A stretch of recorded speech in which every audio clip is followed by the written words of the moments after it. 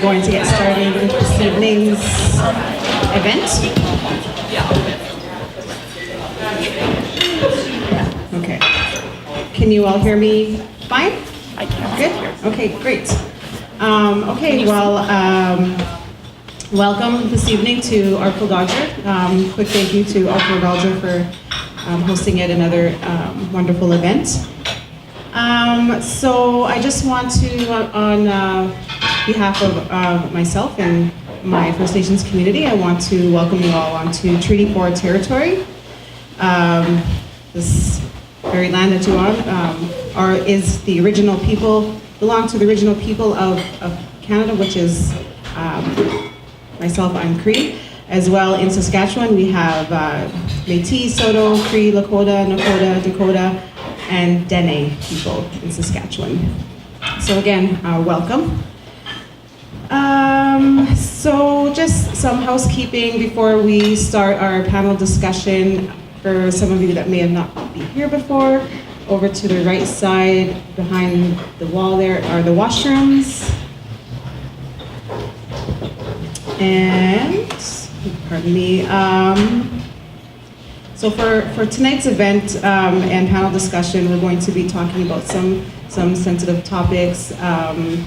There'll be people in the audience that are comfortable with discussion, some people that are not. There may be some triggers. Just if that does occur, there are a number of support people that are in the crowd. If you are out here, the support people, can you identify yourself with your hands up? So we have one here and in the middle. So don't be afraid to reach out to those folks should you need to step aside and maybe just have a moment away from the group. And thank you for being here, providing support services. As well, so the event tonight is being live streamed, so it's being recorded.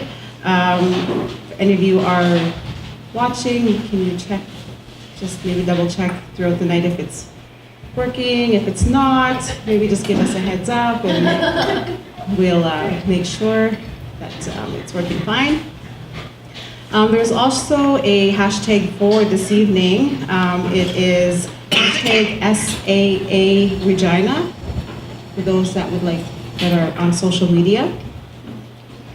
And just a reminder, and I don't think we need to be reminded, but just to remember to be respectful of everyone and everyone's stories, and just be understanding that everybody has a different story and there is no judgment in this room tonight. As well, after we have our discussion, there'll be time for questions and answers for our panel. I'm sure if there's anybody that wishes to share stories, there might be that opportunity as well near the end of the night. I believe we're here till 9 o'clock for some discussion. And so with that, I'll just point out that we have the beautiful Lori Walker here tonight. And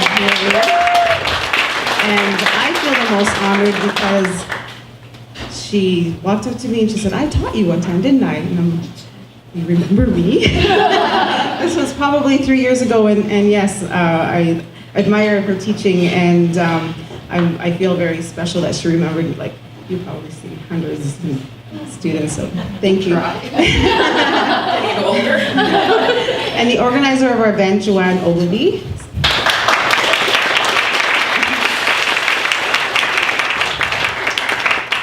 And myself, I guess. She told me to start with myself, and it's just like me. So my name is Chasity Delorme, and I am actually a Cree woman from Cowessess First Nation, which is an hour and a half east of Regina. I was born and raised in Regina. 2015, I convocated with a health studies degree from the First Nations University of Canada with a concentration in Indigenous health. I sometimes wonder how I'm led to these kind of events, but I'm very much an advocate in our community for social justice issues, and I feel like I'm brought to certain areas because of my passion and my ability to speak to people and the heart, that I have. I apologize for being a little bit late. we had an event at CBC. I am a Future 40 alumni as well, so thank you.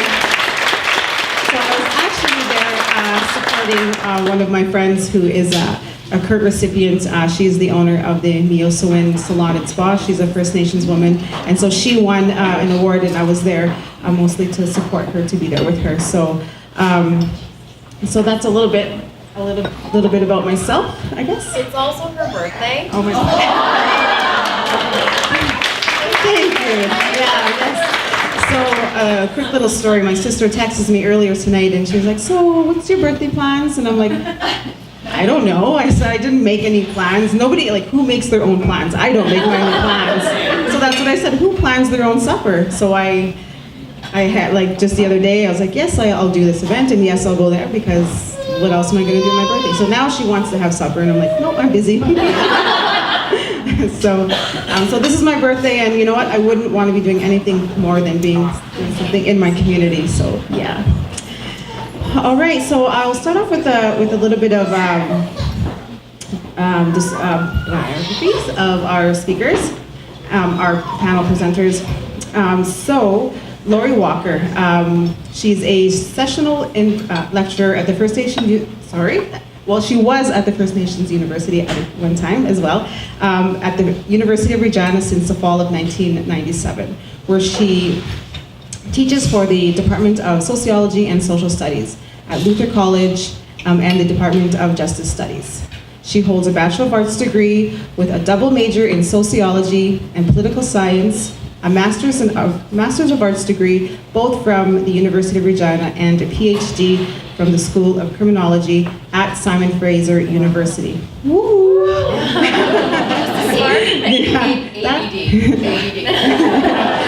That's just the beginning. Lori has worked as a crime analyst for the Regina Police Service, an instructor at the Saskatchewan Police College, a consultant, a researcher for the Canadian Labour Congress and Saskatchewan Justice for the Department of Social Services and Rancherlo.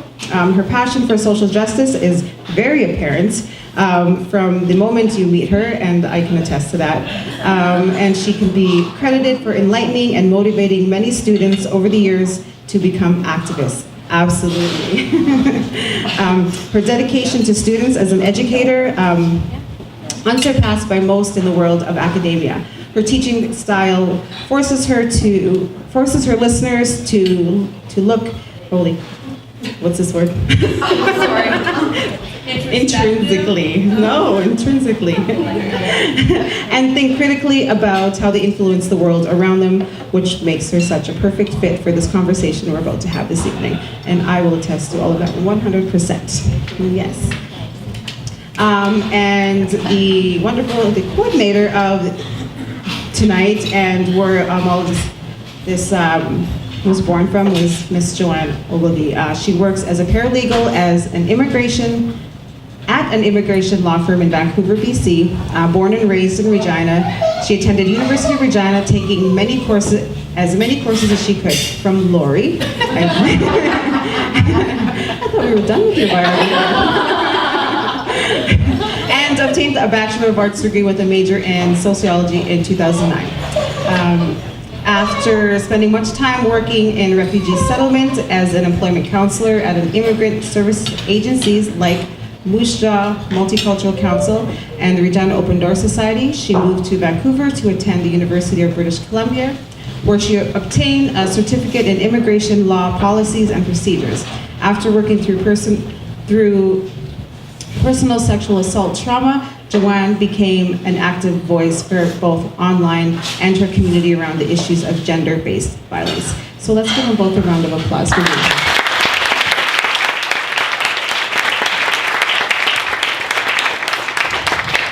So to start off tonight, I'm going to hand the mic over to Joanne, and she's going to tell us a little bit about why we're all here and why we're having this discussion tonight. Joanne.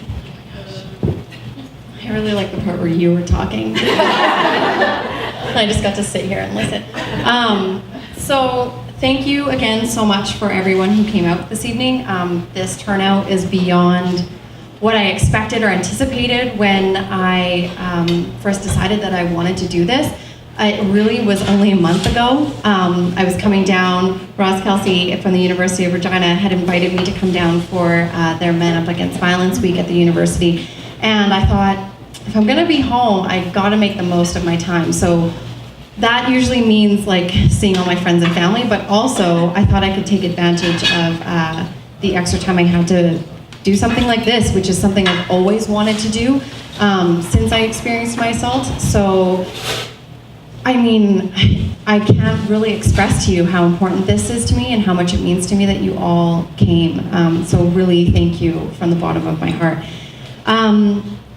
So stories detailing abuse, they're valuable, but I often feel that they're the only ones that you hear. So just recently we had another big sexual assault case in the media, and as usual, most of the stories focus on the actual details of assault. So again, while I find those are valuable, there's not a lot of talk or narrative about what we're supposed to do after. These headlines come and go, and then they fade out, and we're never left with any sort of tools on what are we supposed to do besides reading this stuff over and over again. So at the very beginning, after my assault had occurred, I did need to talk about the abuse in detail because I needed to get it out of my head. If you want to hear about the gratuitous details of my abuse, you can Google it. It's on there. I've been through that stage, and I'm no longer looking for that commiseration. Though it's a necessary part of the healing process, I've definitely moved past it. Activism is now what helps me feel as though I'm taking my power back. And I think for a lot of people who have been assaulted, that's huge for us. I feel that my power was completely stripped of me. I was left feeling devalued, dehumanized, and it's really events like this that make me feel that I'm taking it all back. So the power that he took from me and others attempted to take from me by calling me a liar or questioning me and my truth, even to this day, this is proof that all of those voices don't matter, and this is what's happening, and I feel really, really good about it. I read a quote, actually, just recently from Jasmine Kaur a couple of weeks ago that said, scream so that one day, 100 years from now, another sister will not have to dry her tears wondering where in history she lost her voice. So this event tonight, this is my scream. The constant and consistent dialogue that challenges everyone in this room tonight to think critically about the information that they receive. I urge you to do the research showing statistics that 1 in 3 women will be sexually assaulted or raped in their lifetime. 80% of assailants are generally friends or family of victims. 83% of disabled women will be sexually abused in their lifetime. 57% of Indigenous women have been sexually assaulted, and only 2 to 4% of accusations are false. That last one's really important because that's generally what a lot of us hear. Inform yourself of how the justice system works, in particular the difference between a criminal trial and a civil trial. When victims come forward, they're often labeled as wanting money or fame, but don't understand that in a criminal trial, victims are treated as evidence with no legal representation, and the assailant chooses whether or not they take the stand or whether they want a judge or a jury, both of which can have a huge impact on the result of the trial. Most importantly, there is no monetary gain to criminal charges. And I'm going to say it again. There is no monetary gain to criminal charges. I am so tired of seeing that narrative in the media or people commenting thinking that women are doing this for money. If you had to walk a day in a victim's shoes, you would realize that what you get out of this experience isn't worth a false accusation. And you certainly don't walk away with a bunch of money. This is just one example of the many misunderstandings most people have within the broader context of sexual assault and rape. So tonight I want to explore more of these understandings from both a personal and professional perspective. So your attendance tonight tells me that you're committed to learning and therefore creating change. Yay, that's very good. It's through meaningful dialogue such as this that we start moving forward beyond the details of abuse and into what we can actually do to prevent it from happening while supporting victims. So, to talk a little bit more about the academic side, clearly someone here has a lot of education. So I'm going to pass the mic to Lori to teach you all what I've been taught, and really I couldn't have picked a better person to join me to talk about this, because you'll see. You'll see.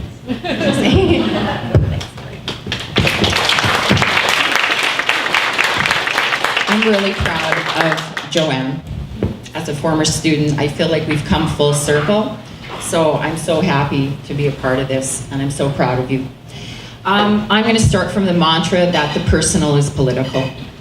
And my passion for, I think for social justice in general, but certainly for issues around sexual violence, sexual abuse, came from my experience as a child. Being raised in a very dysfunctional adopted family where I was sexually abused by my adoptive father. I was one of those unusual kids that did tell. I think I've always been pretty vocal about how I feel, and that was the case when I was young. It started probably around age 11, and I think I probably told my mother at about age 13. And it's amazing how you think about this, because all I could think about is thank God it wasn't intercourse. Everything else, but thank God it wasn't that. And that's how you trick your mind to trying to justify what's going on. Finally, I told my mother, and she had her own issues, so I didn't think it would go very far. But she told my uncles, and not that I'm condoning violence, but my two uncles decided to do some vigilante justice. And they went to it was Christmas Eve, I think, and they went to our place, and I guess they this is my uncle telling me that he had beat the snot out of my adoptive father. The cops came, they put him in handcuffs, and when the cops came, he was yelling, "Tell them what you did to my niece," and the cop uncuffed him and said, "It's a personal matter." So that was in the 70s. And I endured that kind of abuse. In fact, I undressed in my closet until I was about, I think, 16 years old, because he would peer through the vent in the downstairs underneath the stairs. I put record covers so that I could hear his knees. So eventually, I think it was when I was 14 that I couldn't take it anymore, what was going on. And I had gone to the doctors, and no doctors asked me why I was depressed. They just assumed that I was clinically depressed, and here I was at 14 on antidepressants just because I had a shitty upbringing. And no doctor asked me what's going on, what's wrong. And so here I was at 14 on antidepressants, and I knew that I wasn't depressed. I just knew that I was living in chaos. And so I tried to kill myself at 14, taking a handful of these pills.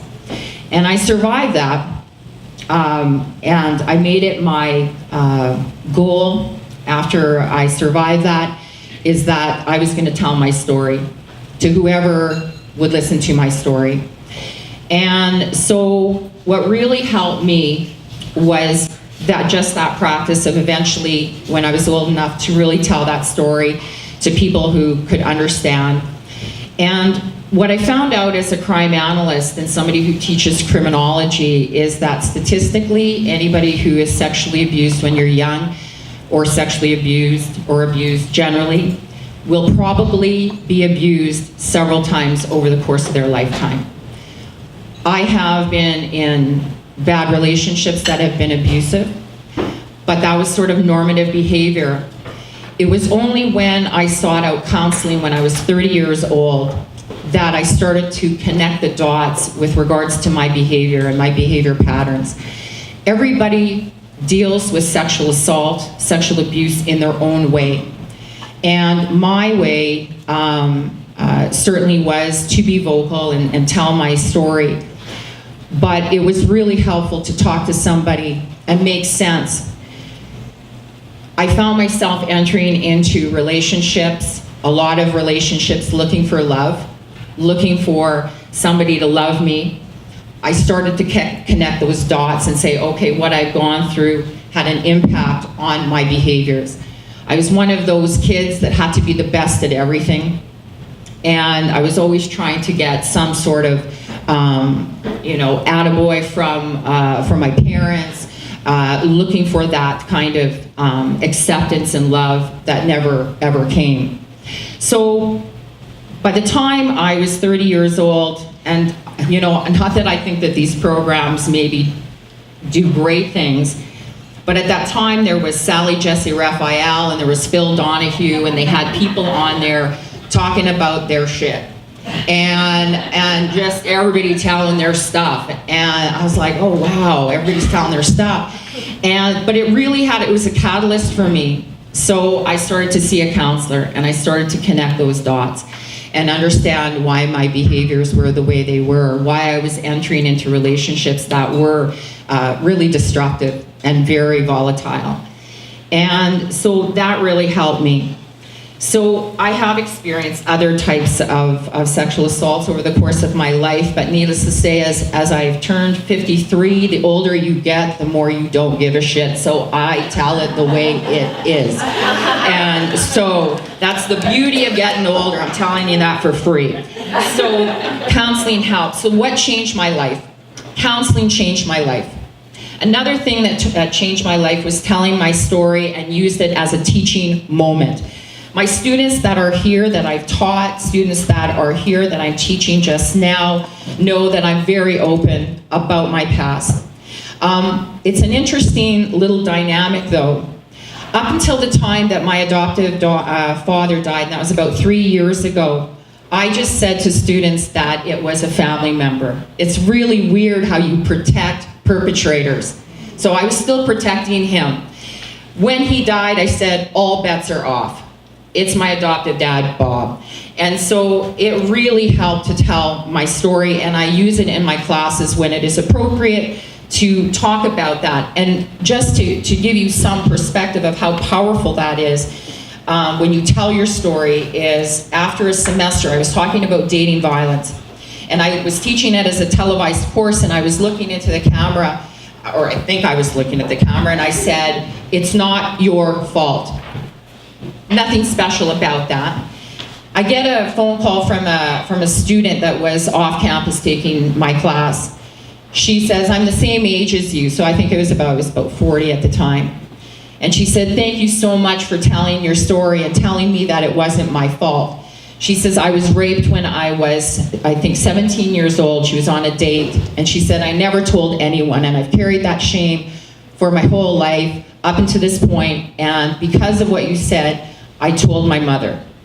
And it was such a liberating experience to be able to tell something that I have been carrying shame and guilt for a long time. So telling your story is really an important act of activism. It's not everybody's able to do that. You do what you can.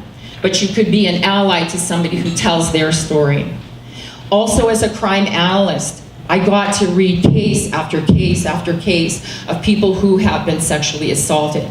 And I learned that I'm not the only one. Sometimes you feel like you're the only one, that somehow you've asked for this, but you didn't. And you know that, and looking at all of the data, it's overwhelming to me. And here's a fun fact. If in fact you've been abused once, as I said, statistically the chances of you being abused again are very high. So if somebody has one story, they have 2 stories. They have 3 stories. And so in terms of the stories that are out there, we can outnumber all of those perpetrators and those people who deny us. So being a crime analyst really put in perspective statistically, and of course put a lot of faces to this issue of sexual violence. What I want to talk about academically, and this is where I'm going to be a professor for a little bit. I think one of the reasons why we're having a really hard time unpacking this is because the context in which patriarchy has existed since the beginning of civilization. And I'm using that word civilization really loosely at this point. And I talk about with my students in all of my classes, it was called the bifurcation of reason.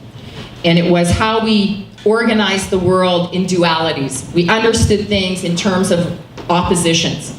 So what happened at the dawn of civilization is we used dualities to make, and because women were the only ones who can reproduce labor power, not a very romantic notion of giving birth, but nonetheless, we are the only ones who can reproduce, is that it is argued, the analysis was argued that the reason why we needed to devalue the status of women. Now, I don't want to romanticize what the past was like, but there were lots of societies where kin groups that were more egalitarian.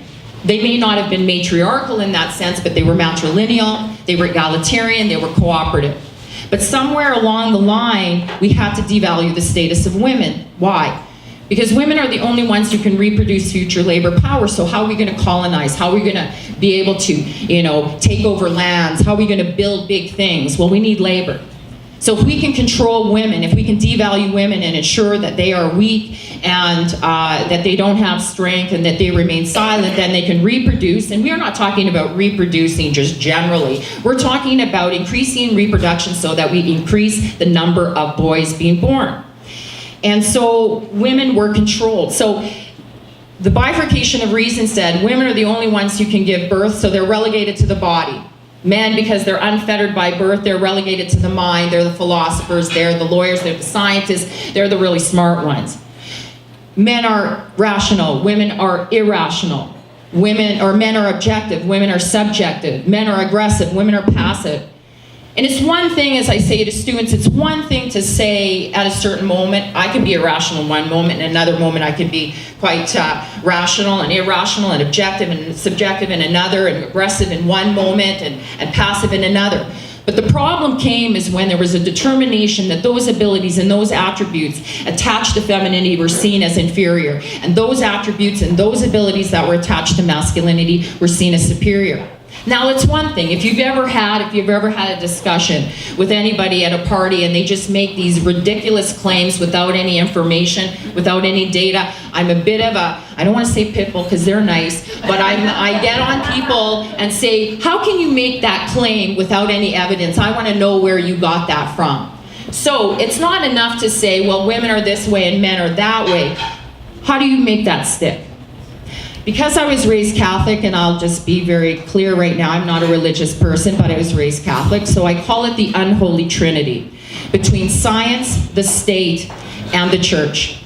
So I ask my students, in what way did the church reinforce patriarchy? So they come up with all the ways in which the church reinforces patriarchy. Well, you can't move up in the hierarchy of the church. They controlled reproduction. They said that you need to defer to your husband. You need to honor and obey your husband. It allowed for the chastisement of women. So that's one thing. Then as we move from the church to science, because science came to replace, in many cases, religious dogma, is that we had science through really, really bad science. I use a book by Kaplan and Kaplan. It's called Researching, it's about analyzing research on sex and gender, and it's all about really bad science. So there's a whole chapter on how women are masochistic, and I went, oh yeah, that'll explain my dating past. And then there's a chapter on the fact that women, in terms of hemispheric specialization, that our brains are not as superior, we're not as intellectual as men. There's a whole chapter on that we can't do math and science. Now these are just really bad studies. But here's the thing, is that I was raised in a generation of parents that you don't question people in authority. You don't question scientists, because that's empirical data, that's observable data, so it's got to be true. I mean, never mind, they argued that if women got higher education, their reproductive organs would, just collapse, simultaneously combust. So we had really bad science, but it was really powerful, because it reinforced patriarchy. It reinforced our devalued status. But here's the big one, the state. The state is very powerful because the state is supposed to be a representation of consensus in society. And so when we talk about consensus, this idea of shared norms and values, the laws are a reflection of those shared norms and values. So as women, we weren't citizens. Before we had the vote, we weren't citizens. In fact, we even had to fight. Even when we had citizenship, we had to fight to be persons. And so we weren't persons. And in fact, we were set aside along the side of servants and children. We have the state saying you couldn't own property. We have the state saying as men, you could walk away from a marriage with children because they're private property. You can walk away and you're just left on your own. Sorry about your luck. They had, of course, the state controlling reproductive rights. But here's the kicker. Under canon Anglo-Saxon law, and I'm going to read something from this book. When we look to the law, we hope that we look to the law for protection. But canon law and Anglo-Saxon law said it is a man's right to chastise his wife. And in some cases, there were things where women could deviate to a point where they could use whips and clubs. So we have reinforced this ideology with regards to not only are women devalued, but we are allowed to do whatever we want with their bodies. So these three main structures had a huge impact on reinforcing that ideology. So when people are, when we're struggling, we're going, why don't people get it? It's because it's in our heads. It's not in our genes, it's in our heads. And it's had a long time to germinate. So let's move forward and let's talk about where we're going now. We've made some inroads, obviously, with the first wave of feminism. We got the vote, we became citizens, that was a good thing. It wasn't a Helen Reddy kind of thing. I'm woman, hear me roar. We were seen as nurturers and we would support prohibition. But you know what? I think it was that Homer Simpson Doe moment where you go, Doe, we gave women the vote, now we're in trouble. And they were right. So then we moved into a period of time in the Second World War where women went out into the workforce, and I think there were a lot of women who were told, hey, you couldn't do things, and now they're doing things, and they're like really excited, and they're like, wow, I can do this stuff. And there were a lot of women that enjoyed working and contributing economically. But then after the Second World War, there was a period of latency where women were pushed back into the home. But I always say once you kiss, you can't go back to holding hands, is that we had a situation where women knew. Women knew what they could do, they knew what they were capable of doing. And then what did we see? We saw Betty Friedan write the book, The Feminine Mystique, about I think in, 59. And she said that women were suffering from a malaise that they didn't know. They couldn't put a finger on it. I was living it with my mother because she was an unhappy wife, she was an unhappy mother. And it really said to women is that, you were sold a bill of goods in that you were told that you were going to get married, you're going to have children, and gosh darn it, you're going to like it. And there were some that liked it, and then there were a lot that didn't. And so it really informed a lot of women. And so we saw the second wave of feminism. And the second wave of feminism was working within the existing social, political, and legal system to create reform. So we talked about things like reproductive rights. We talked about childcare. We talked about things like pay equity. In the United States, talked about Title IX, ending sex discrimination in education. In Canada, we talk about affirmative action. But one of the big issues, and an issue that had always been there, was the issue of domestic violence. And women came forward with their stories. And there were men that were allies in the feminist movement, and I'm going to tell you this right now as I see some men in this audience. You are our ally. We need you. And so there were a lot of men that were working alongside women in fighting and moving the issue of domestic violence from a private issue to a social problem. And eventually, with the 1993 Violence Against Women survey, it really was a real mental come apart for a lot of people, because it really indicated the prevalence of domestic violence in Canadian society. And as a result of that, and I was working as a crime analyst, and I started in 1997. And the first job that I had under Chief Langard was to do a study on assaults. We had seen a 45% increase in assaults from 1997 over 1996. He wanted to know where that was. I knew where it was. It was that we had removed discretionary power on the power of police with a mandatory charge rule. If police went out to a case of domestic violence and there was enough evidence, then an arrest had to be made. It was no longer a private issue. Now, there's some problems with that because, as we know, Harper's taken a lot of funding away from women's advocacy. We're seeing a decline in shelters. So women can have their violent partner arrested, but that doesn't guarantee them any safety, unfortunately. But that's another issue. We've got a lot of issues here. But nonetheless, that had an impact. But so where are we now? And why are we struggling? Why are we still fighting?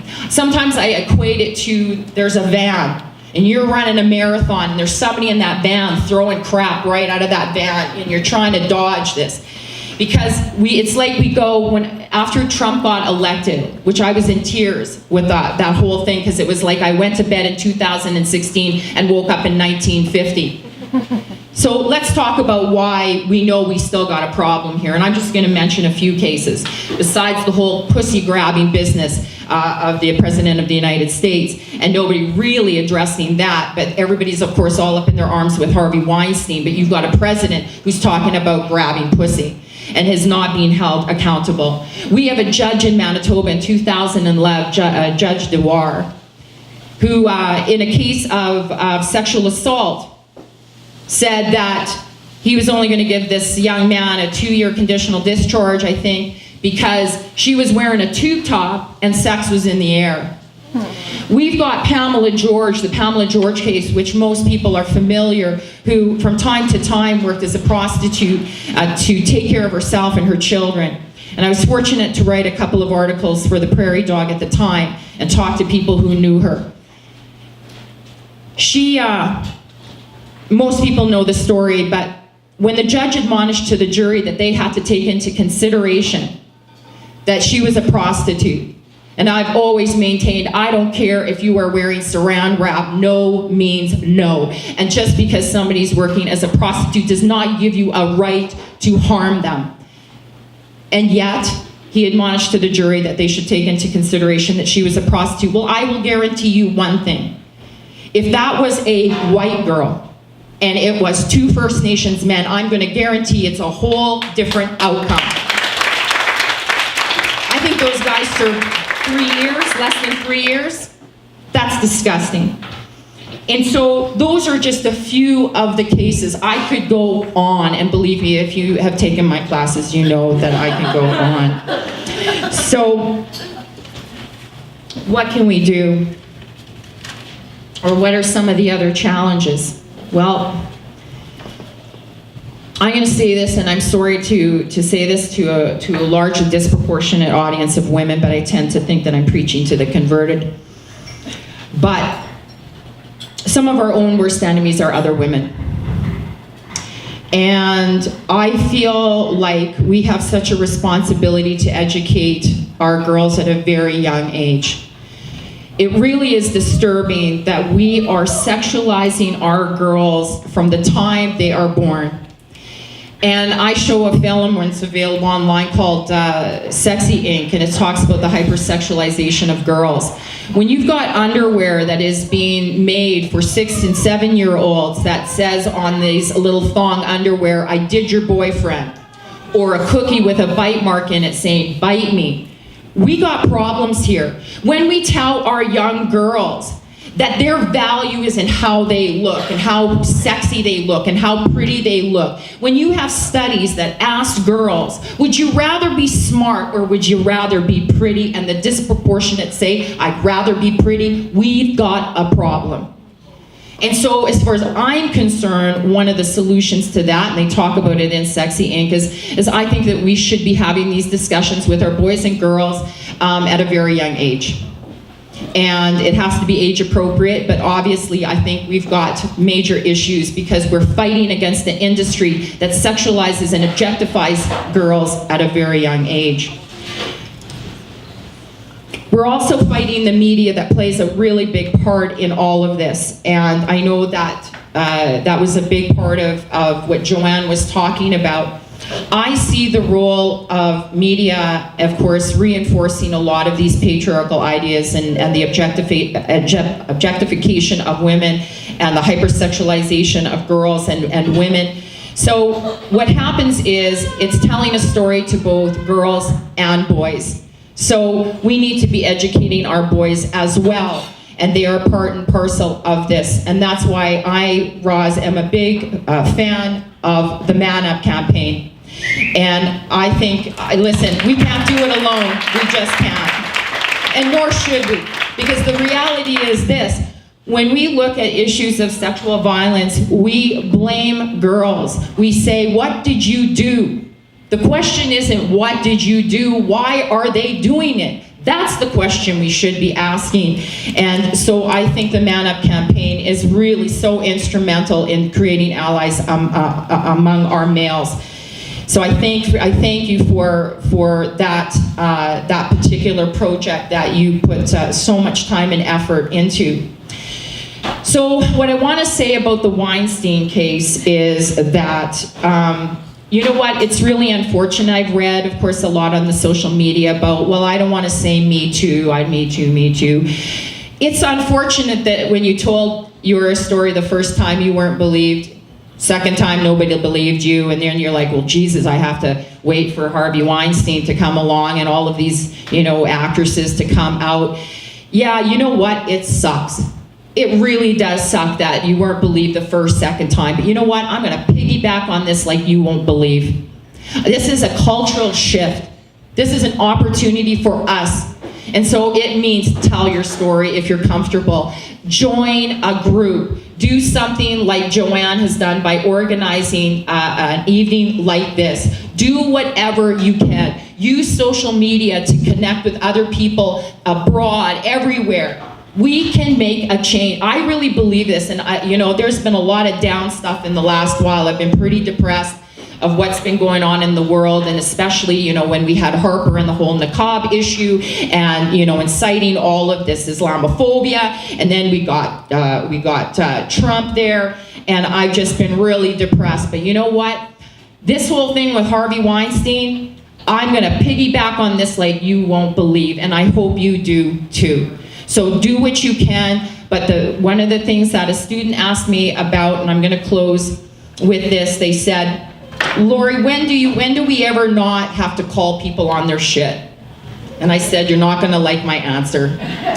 You're always going to have to call people out on their shit, always. So thank you very much.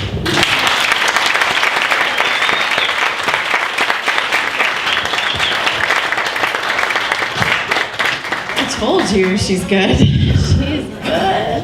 Thank you, Lori. So I just want to make some reference. I know the people who are joining us via live stream aren't able to see this, but we do have a slideshow running. So what I've done is just sort of compiled some of the headlines and news stories that have been in the media over the past couple of years that really just show how the media depicts sexual assault and rape abuse cases. Generally, there's a lot of focus on I'm going to piggyback on Weinstein too. I would use profanity, but there are children in the audience. I was going to say, fuck that guy, so I'm just going to go ahead and say it. When I read, the first article that I read about him talked about how many Oscars he had won, that he was married, and his children. Why is this narrative important? There are now over 50 women that have accused him of sexual assault, and the first article that comes out talks about all the good things that he's done. This is bullshit. I'm so tired of reading about perpetrators and then victims in a completely different light, if we hear about the victims at all. When they're affluent white women, yeah, we kind of tend to hear it. But what about the rest of the cases? So I've highlighted a few here. I can kind of see what's going on. Jackson Katz made the comment about, and that's referring back to what Lori just said as well, that we're often focusing on women as victims, not always as the perpetrators, who statistically 99% are male. So let's just get that out of the way. Because when I hear this, not all men, no, you're right, not all men are bad guys, but every single man is complicit in this. And unless you are taking your role every single day to go out and say, I'm going to fight this cause with you, what are you doing? Like, we need you to stand up for us. We need you to stand with us. and call out your bros. Please start calling out your bros. I need you when there are men in a group text or with a circle of friends and they're making derogatory comments about women, call them out on their shit. Because when you don't say anything, you're complicit in that as well, and that perpetuates this entire cycle, and it perpetuates rape culture, and it makes it so that what happened to me, and I'm sure what happened to a lot of us, continues to happen. So some of the cases this is a fun screen. So this screen is just a few examples of some of the comments I've received on Twitter. Apparently as a woman, you're not allowed to take up space on the internet. I've completely gone against that rule time and time again. And this is some of the, it's gone now, but some of the feedback I got. I get called a slut, the C word, which I just don't feel comfortable using. A lot of comments on my looks. Well, she may be cute, but she's stupid, so cuteness destroyed forever. Lots of men that would say I'm fuckable, but as long as I keep my mouth shut. Sorry, that's never going to happen. So some of the cases I've highlighted, Brock Turner, who was often talked about in the media as a professional swimmer and a Stanford student who raped a woman and was caught by 2 other men and served 3 months out of a 6-month sentence. And the reason he was given such a life sentence is because he was a good guy. He was a good kid. Made one mistake. One mistake, right? Exactly. Chance McDonald from Kingston, Ontario, same thing. 20-year-old man rapes a 16-year-old girl at a party. Is given, I actually don't remember how long he was given, but the judge specifically said in his case, this is a fork in the road for you, and you'll learn now not to make the same mistakes again. Also adding that he had played on the same hockey team at the same post-secondary institution growing up, and said he understands the culture of the hockey club. So some of the other cases I've highlighted was the Pamela George case, which happened here in Regina, and also the Cindy Gladue case, which happened a few years ago, where her body was put on display in the courtroom. A very specific piece of her body was put on display to show an incision. And this was supposed to prove to the jury that the perpetrator should be found guilty, which they were not. The justice system continuously fails women and victims of sexual assault and rape. It failed me. So I want to talk a little bit about my story. Not so much the abuse, because again, Google, but what happened after. So post-assault trauma, I don't know if that's a key word. I may have just made that up, but I feel it's very fitting for what happens after abuse. So my story hit the news in 2014, actually 3 years ago today, October 26th. I didn't plan that, FYI. It just kind of happened. So the world works in mysterious ways.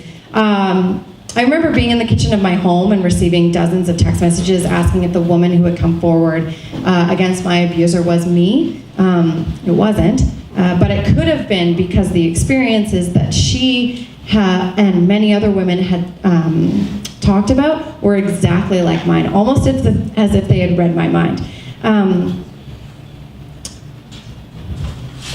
Sorry, this is still hard. Everyone knew about my abuse, whether I had told them about it or not. It was all over the media. And the hardest part was when my mom called me to ask if it had happened to me. And my mom's here, so sorry, Mom.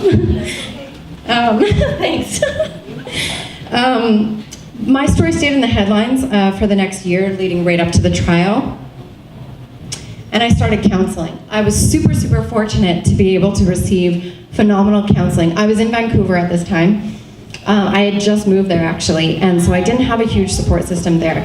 And I'm so lucky to have received the counseling support that I did. I think it's really important if you are going to receive counseling, that it comes from a background of understanding of sexual assault and rape. If you can get a feminist perspective, if you can get a woman's perspective, any place that you can go.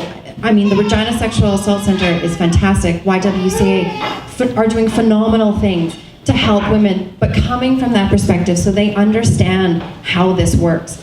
That was huge for me. It helped me work through understanding what had actually happened. Because honestly, I had no idea. I always considered myself strong. I went to classes from this lovely lady. I was like, yeah, I'm strong. I can do things. Like, I work. I have an education. But like, I don't think I really grasped everything that Lori was teaching me at that time. And when I found myself as a victim, I thought, how did this happen to me? Like, I'm not the type of person that this happens to, but apparently, here we are. It does, yeah, I learned this too.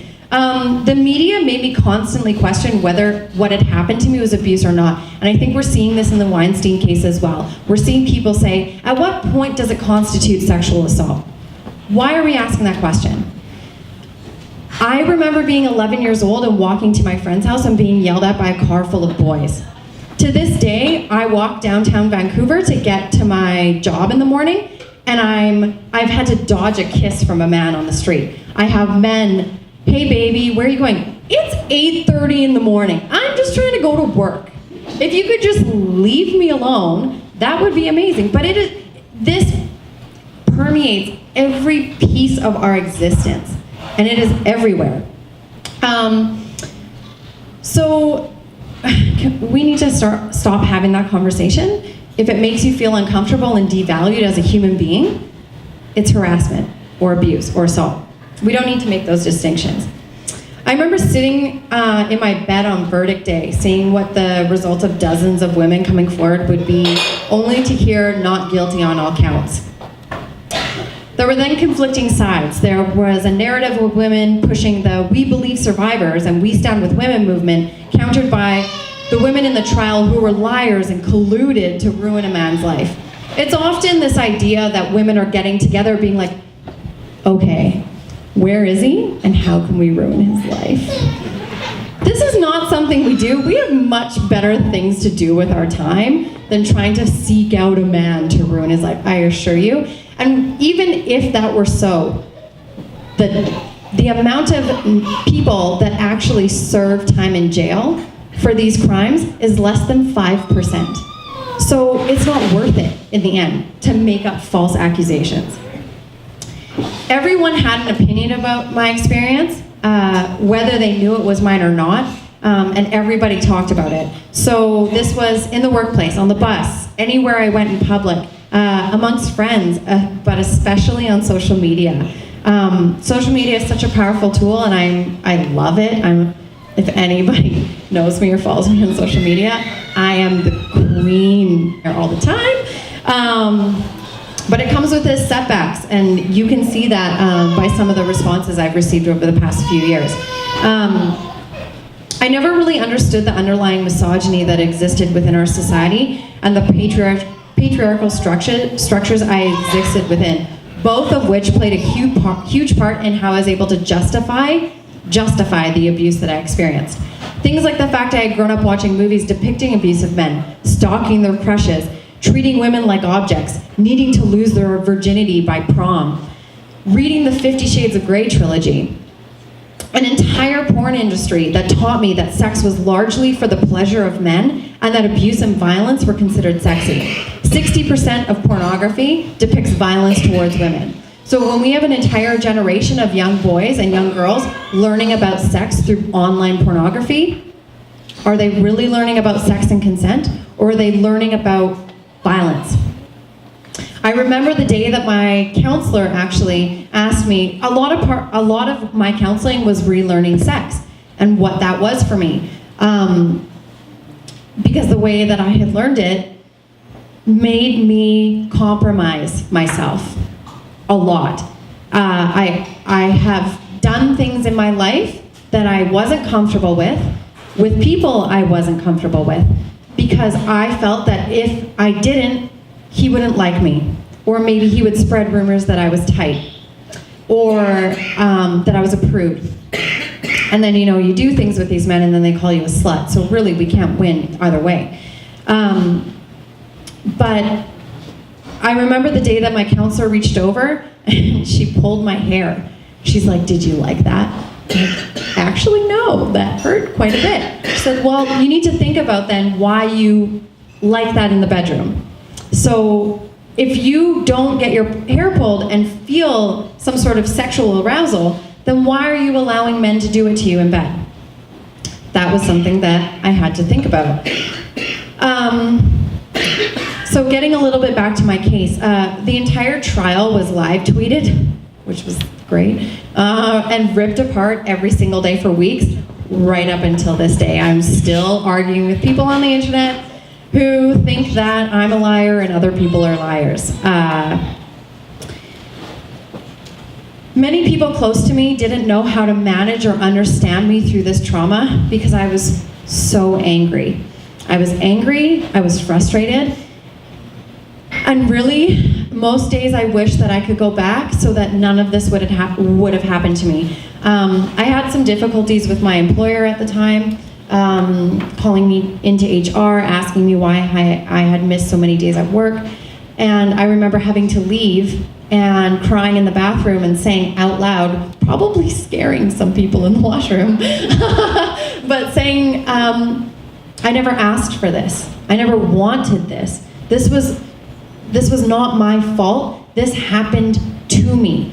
And I had a really, thank you. I had a really fantastic, thanks. I had a really great opportunity to speak with Sean, who's hiding all the way at the back of the room. Thanks for coming, Sean. He does a podcast called A Story of You, right out of Regina. And I was graciously invited to be on his show. And I talked a little bit about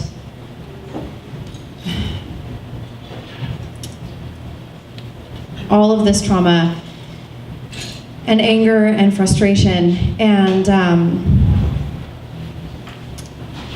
how much it affected my life, and how when I was in Vancouver, the people around me, they saw me every day. They saw me crying. They saw me frustrated. But everyone back home, here I will always affectionately call home, didn't get to be there all the time.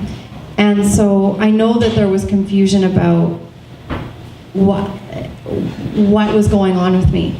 And when I was so angry and so defensive and so frustrated, and I often responded in that way, that people often thought, oh gosh, I just don't know what to say to her. I don't know how to support her. And how hard that was for me, because in those moments, all I wanted was for someone to say, I care, and I'm here, and I'm listening, and whatever you need. But we don't talk about this. And if we don't talk about this, how are we supposed to support each other? And it was through this experience that I think a lot of, like myself, but also my beautiful girlfriends who are here tonight supporting me, they learned how pervasive this is and what it does to a person and how it changes you. And Sean said the other day, he put it so well, once you know, you can't unknow. And that is how I feel. Now that I know this, I can never go back, and therefore I can never be silent again. And I will use this voice until the day that I die, because I have a 13-year-old niece and a 10-year-old niece and a 15-year-old nephew, and my girlfriends have sons and daughters who I care about so much, and I never want them to go through what I had to go through. Feeling alone, feeling frustrated, confused, not understanding, why do I feel, blaming myself, feeling shame and guilt about what had happened to me, thinking that I was always the strong woman, and feeling like I allowed this man to do this to me. So I was left, I grew up believing that when something bad happened to you, you go to the police. They help you. The bad guys go to jail, and all is right in the world. That couldn't be further from the truth. And for anyone who's had to go through the criminal justice system, I think that they can attest to the fact that the justice system wasn't really created to handle sexual assaults and rape. I was left feeling that the world I existed within didn't protect me, but instead continued to support men who abused women. After all, we have a rapist in the White House. I was fearful and afraid to leave my house. I no longer trusted people and the person that I cherished before the abuse had been stripped from me, or before the abuse had been stripped from me. So my abuser was very manipulative. He would tap into all the things that I loved and cherished about myself. So after the abuse happened, I was left thinking, like, am I that person? Am I great at writing? Am I smart? Am I all of these things? You leave feeling dehumanized. I felt like just an empty and hollow body. Nightmares kept me awake at night, and the stories on the internet kept me afraid and angry during the day. I felt powerless, but by banding together with other survivors who surfaced in droves, the moment that I said, hey, this happened to me, before, the recent Me Too movement, I started speaking online about what had happened. There's some phenomenal support systems out there on the internet. There's opportunities for you to share your story anonymously with other survivors, which was huge for me, because the moment that someone said, hey, me too, it was the moment that I didn't have to try and prove to them that what had happened to me actually happened to me. They just believed me. They just got it. So abuse changes you, and it changes the way that you see the world. I feel the most comfort when speaking to other survivors because they come from a place of understanding that's hard to attain without having to go through it yourself, which is unfortunate. That's why I stay very loud. I keep talking about it. It makes me the least popular person at the party. Yeah, right, it does. Everyone's like, oh great, the killjoys here. Because I won't laugh at their jokes, or I'll call them out on their shit. So, but if I don't do these things, then I feel that there's some asshole out there who's using his power and abusing his power, which is something we see all the time. Woody Allen, Roman Polanski, R. Kelly. I love Ignition. I love that song. I love dancing to it. But you know what? I realized not too long ago that I fucked up, because I took my love for a song over the stories of women of color, because they had been coming out for decades talking about his predatory and abusive behavior, and none of us listened. I didn't listen. I didn't read the stories. Now that I'm in this world, I read all the stories, and I'm not going to allow my own personal desire to want to dance to the song that I remember dancing with my girlfriends in university, maybe high school, I don't know, we're not that old, right? I'm not going to allow that to compromise the stories of women. It's the Harvey Weinstein, it's the Donald Trump, it's the Jian Ghomeshi, it's more men than I even care to name. And when we continue to have dialogue like this, and we continue to talk about it, and we continue to call out people, I know Lori and I talked about call out culture a little bit, and like there's a lot of discussion about call out culture. Should we be doing it? Should we be outing people? I think so. I think that we need to call out people on their behavior. Maybe we don't have to do it in a malicious way, but I think we do need to start having these discussions, because there's enough of us that say me too, but there's not enough of us saying, I'm one of the perpetrators, I'm one of the abusers, and I need to change what I'm doing. So, a little bit more. This is my first time having like a platform, so I'm just gonna take full advantage of it. Yeah, thanks. So post-assault trauma is something that I feel is often overlooked in the media. It's often overlooked in the narrative of when we talk about sexual assault and rape. So one of the biggest things for me was having all of those feelings validated. So when I was having nightmares, when I was afraid to go outside, shortly after all of this had happened to me, there was a string of sexual assaults in my neighborhood in 6 weeks. Over a dozen women had been assaulted, and I was terrified to leave my home. My favorite movies and books and TV shows that I used to love, I realized that most of them are sexist, and most of them perpetuate rape culture. I saw the world differently. I had a new understanding that didn't really make sense to a lot of people around me. My support came from counselings and the strangers on the internet, the good strangers, not the troll ones. I was afraid of men. I still am afraid of men. When you feel the physical abuse that someone can inflict on you, that doesn't leave you. You know what people are capable of doing to you. You know that your life could potentially be at risk, and how easily they could take that from you. That doesn't ever go away. And I used to cry a lot. I would cry all the time. Now it's not so much frequent, or as frequent, but in the last couple of weeks I've cried a lot. But you know, I sat and I bawled in front of my mom a couple days ago, and I've come to realize that crying is just as beautiful as laughing, and it's getting that emotional release out of you that you so need to be able to heal. I really felt like no one understood me. I felt like people blamed me. I still struggle with that feeling of blame and shame and guilt. I'm constantly attacked on social media, and if it wasn't for my counselors, Lori mentioned that too, counseling was huge for me. So, for anyone who's watching online, or anyone who's here this evening, or who sees the recording later, there are people out there who will believe you, and there are people out there who will tell your story, that you can tell your story to, and they can help validate some of those feelings that you're feeling. Nothing that you feel is wrong. Feeling guilt and shame and blame, that's all normal.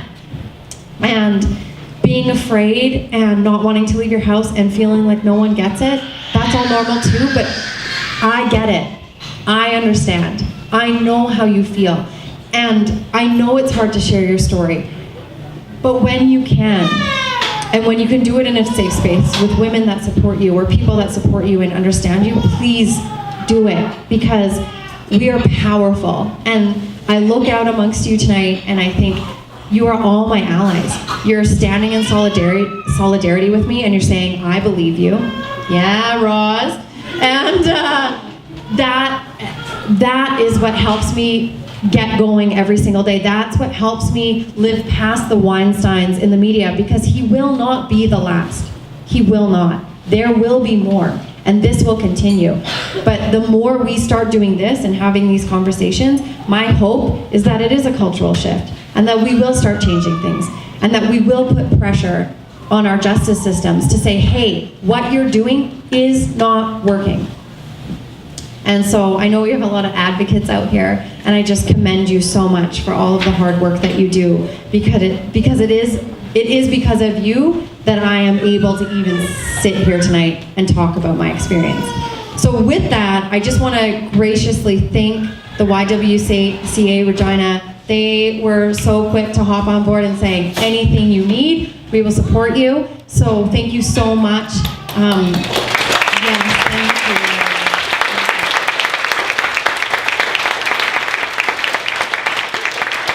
And also, the Regina Sexual Assault Centre have also been incredibly supportive. We're right on board as soon as I said I wanted to do this. So with that being said, this was a free event. I wanted to ensure that no one was turned away because they weren't able to afford to come. This message is important for everybody.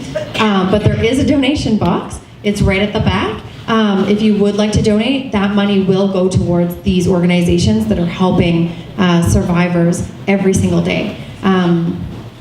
And also, quick thanks to Andy, who has donated his time this evening to record the event so that we can push this message and spread it out and get it out there, because it's just so important. I think that's all I wanted to say. I could go all night. We could go all night. Yeah. Okay, yeah. So I'm gonna hand it back over. So I'll stop talking.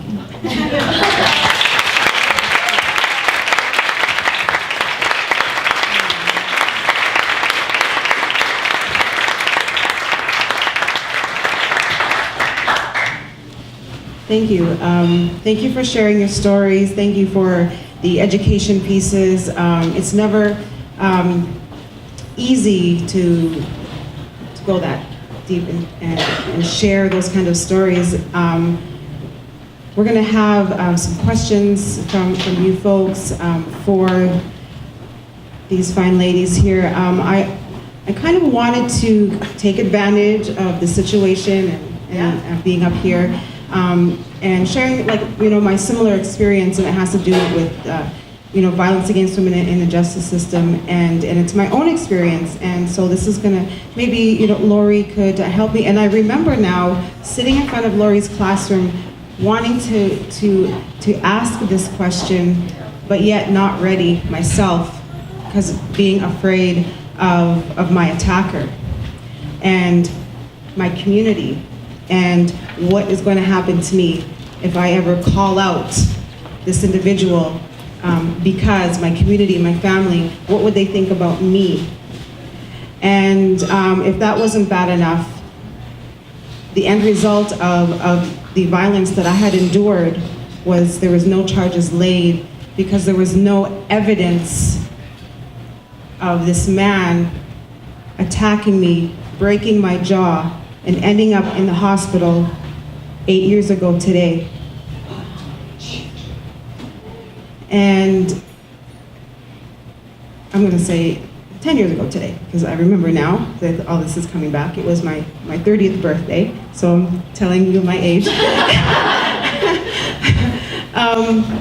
So what happened? I decided that I wanted to have fun with my friends, and I'm not typically a drinker, like I'm very minimal, even social drinker, but that was the night I chose.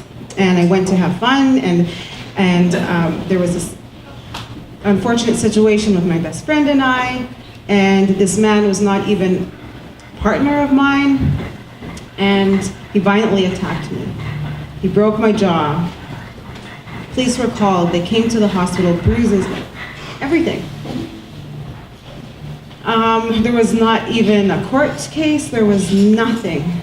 And I want to know why.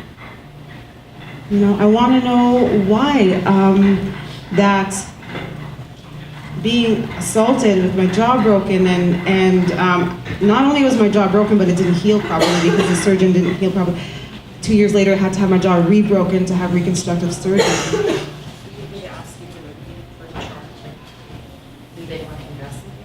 They wanted to investigate what ended up happening because nobody actually saw him hit me.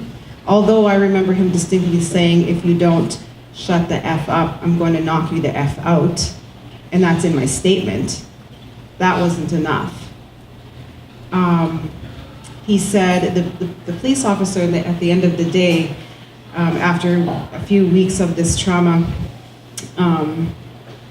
was the fact that if I pursued assault charges, that this man was going to charge me with mischief because I kicked his truck. That's not even no word of a lie. It would be in my statement. So I guess, I'm not asking for specific answers, but what is wrong with the justice system? Now, this applies to sexual assault, to violence, like family violence. I cannot speak for the... I think it is. It's on. Hello. I cannot speak for the specific officer or officers that were involved in that, and that's disappointing to hear, but it's also not surprising. I think that we have to, and I lecture about the intersectionality of race, class, gender. So it's like the trifecta. And I feel like that in your case, and I don't know all the particulars, but I have a feeling that maybe and once again, I don't know the officers that were involved and what was discussed, but I have to say that one of the major reasons why immigrant women or First Nations women do not come forward with cases of sexual violence and abuse are some that you mentioned already. The community wants you to keep it private. In some cultures, it's shaming the family if you bring that forward. But I do feel like you hit the trifecta, and that there was a devaluation of your experience because of race, class, and gender.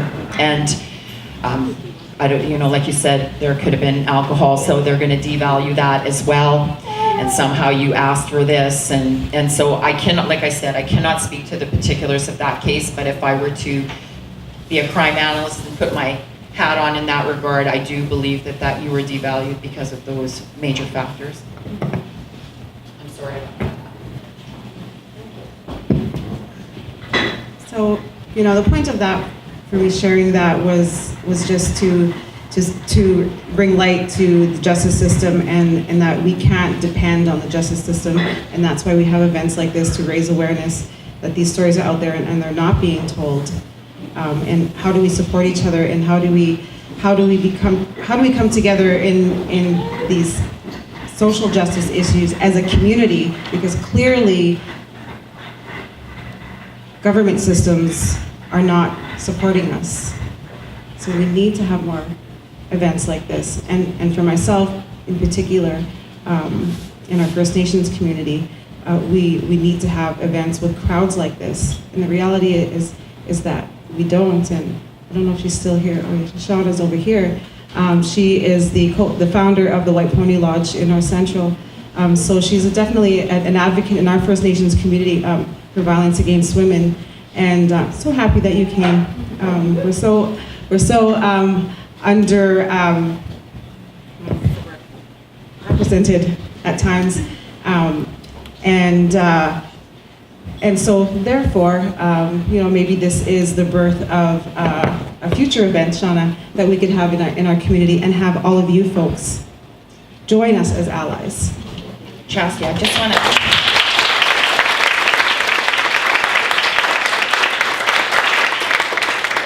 Larry Kowalczyk is in the back, and he's a human rights lawyer, and he had put my name forward to do an investigation. And at the time, I didn't speak the name of that company, but I don't give a rat's ass now. But it was Maple Leaf Foods, and I was asked to do an investigation of alleged cases of sexual harassment at Maple Leaf Foods. And here I was in the early 2000s, and I was a bit smug, thinking that, well, we had OH&S, they cared about worker safety. We had human rights legislation, so this can't be real, and I'm going to go out there. So I went as Lori Walker, the professor, but they had heard prior to my coming out there that I was a crime analyst, so with RPS, so they were thinking this is going to be a criminal investigation, when all it really was how do we improve this situation. What I want to address, I had to eventually go under an assumed name at this hotel, the Tropical Inn in North Battleford, which is, there's nothing tropical about the Tropical Inn in North Battleford. So, but people lived in fear. When you have a resource or a community where there's limited resources and in terms of jobs, and you're working in an environment where you're literally a sitting duck to supervisors that are harassing you, and I tried my best to get some of the worst affected by the abuse were First Nations women that worked there, but they refused to be interviewed because they lived in fear. And not having their voice in that is, I understood it, I empathized with it, but it's like I said, it's that layer of oppression that was there. They just lived in fear of losing their job, lived in fear of those people coming after them in the community. And believe you me, they were yelling. I mean, people would stop. I mean, people that this is how this went. And I think I should tell this story. I was going to, is that a lot of people telling me their stories, and this is what happens when there's limited resources, is you had the people would go to human resources to get help. And human resources, I know that Maple Leaf doesn't give a rat's ass about you. You know, there's 30 people waiting to get that job. Then you go to your union, which was the United Food and Commercial Workers, and I'm going to tell you I'm a union supporter, but not all unions are created equal. So when your union turns their back on you, where do you go? They had nowhere to go.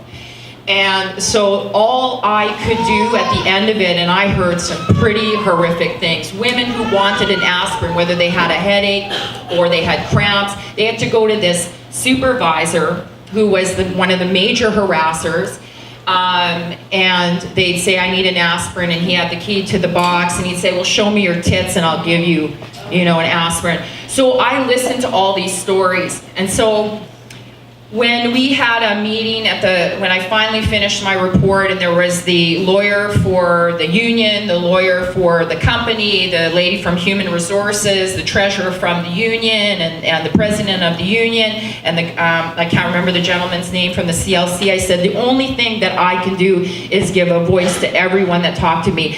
So it was like, buckle your seatbelts, boys, it's going to be a bumpy ride. I'm going to read every quote that was given, and it was like 4 pages, small font. Wow. And yeah, we were in 2000, and we thought we had this all taken care of. But people are still dealing with harassment in workplaces, and if you have limited opportunities for jobs, people would say, well, why don't they move? Why should they move? Parents, they have children, they're caregivers, their family were in this community. You're telling them to move? Why don't you get rid of these assholes that actually need to be arrested? And so I was at a party, a Halloween party with Larry, and I don't know how many years later it was, and I said, was anything done? And I think you said, no, nothing's changed. Yeah, so there you go. And so that doesn't really respond to anything other than to say, Chasity, that for, the issue of class, race, and gender plays a huge role also in silencing certain populations of people as well. I agree. So at this moment, we'll take some questions from you folks. If you could maybe speak louder, or I will also try and repeat your questions so that our live feed can hear. So we'll start here. Do you want me to grab the microphone? Sure. Yeah. I'm just gonna add, online people, you can ask questions, and maybe we can have someone just looking at it and seeing if anyone's asking anything. Is that okay? Write it down. Okay, cool. Thank you. So I think, like many of us, I'm feeling quite disheartened after hearing all of this, but I do have a glimmer of hope. When I was in high school, I was waiting to speak to the guidance counselor, and our resource officer's office was in the same area, and another student came in to talk to him and just said, I don't know if it's anything to think about or worry about, but I was walking down the hall and a guy slapped me on the butt. This officer got so mad. He said, I don't care who he is. If he's your boyfriend, your fiance, your husband, absolutely nobody has the right to touch you without your permission. Are you gonna press charges, or do you just want me to go pull him out of class and yell at him in the hallway? And she said, if you just yell at him in the hallway, that would be great. But he didn't even stop for a split second. He jumped out of his desk, and you could just tell that he was furious with this student, and that has really stuck with me. I, years later, wanted to let him know that this had stuck with me. Sadly, we've lost him to Calgary. He moved to Calgary, and I sent him an email there letting him know how much this had stuck with me. His supervisor wrote me back to let me know that he was crying when he read that email. So there are good officers out there, few and far between, but I think particularly having him in a high school, we were very lucky. Yeah, absolutely. Thank you.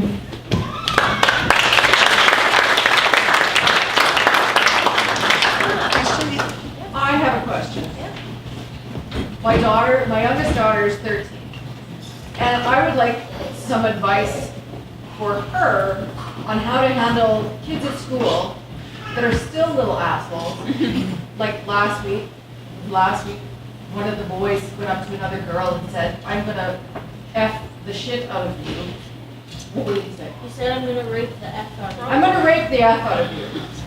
And I said to her, I said, "Did you go and tell?" "No." I said, "You should have gone and told." Not only that, I said, if anybody ever says that to you, you need to go to the teacher. You need to tell them to phone the police. Have the police come to the school and tell them that this man or this boy is harassing you and charge, whatever, and say that you want him charged with assault or whatever that they can do, at the time. And also, like, what this says about rape culture, the fact that it's affecting 12 and 13-year-old boys, we're saying this in elementary schools, Yeah, elementary before they school. even have the mental capacity to understand what that means in a legitimate and legal sense. But it's disturbing to me that is still going. I mean, I remember this stuff happening when I was a child. But it's still going on. What is the proper way, Lori and ladies, for us to stop this? Well, I'll just start just because I actually work in the school system right now. I work in the high school, and I'm an advocate in the high schools. And I guess I would assume that this is a peer of yours, and starting you're at this event at this moment and being an advocate, whether it means going to your guidance counselor and making sure that this situation is acknowledged and not stopping until something is done about it. That is my biggest advice that I would give to teenagers. I have 2 teenage daughters as well, 19 and 15, and that is definitely something that I teach them, and that I teach the students in the school when they feel that that their word is being compromised or this type of situation happens. We also have to take a look at what is happening at home, because it's a learned behavior. And so that doesn't minimize what these young boys are doing. However, giving the voice to the person that is being targeted, and ensuring that the guidance counselor, the principal, don't let it be shoved under the rug.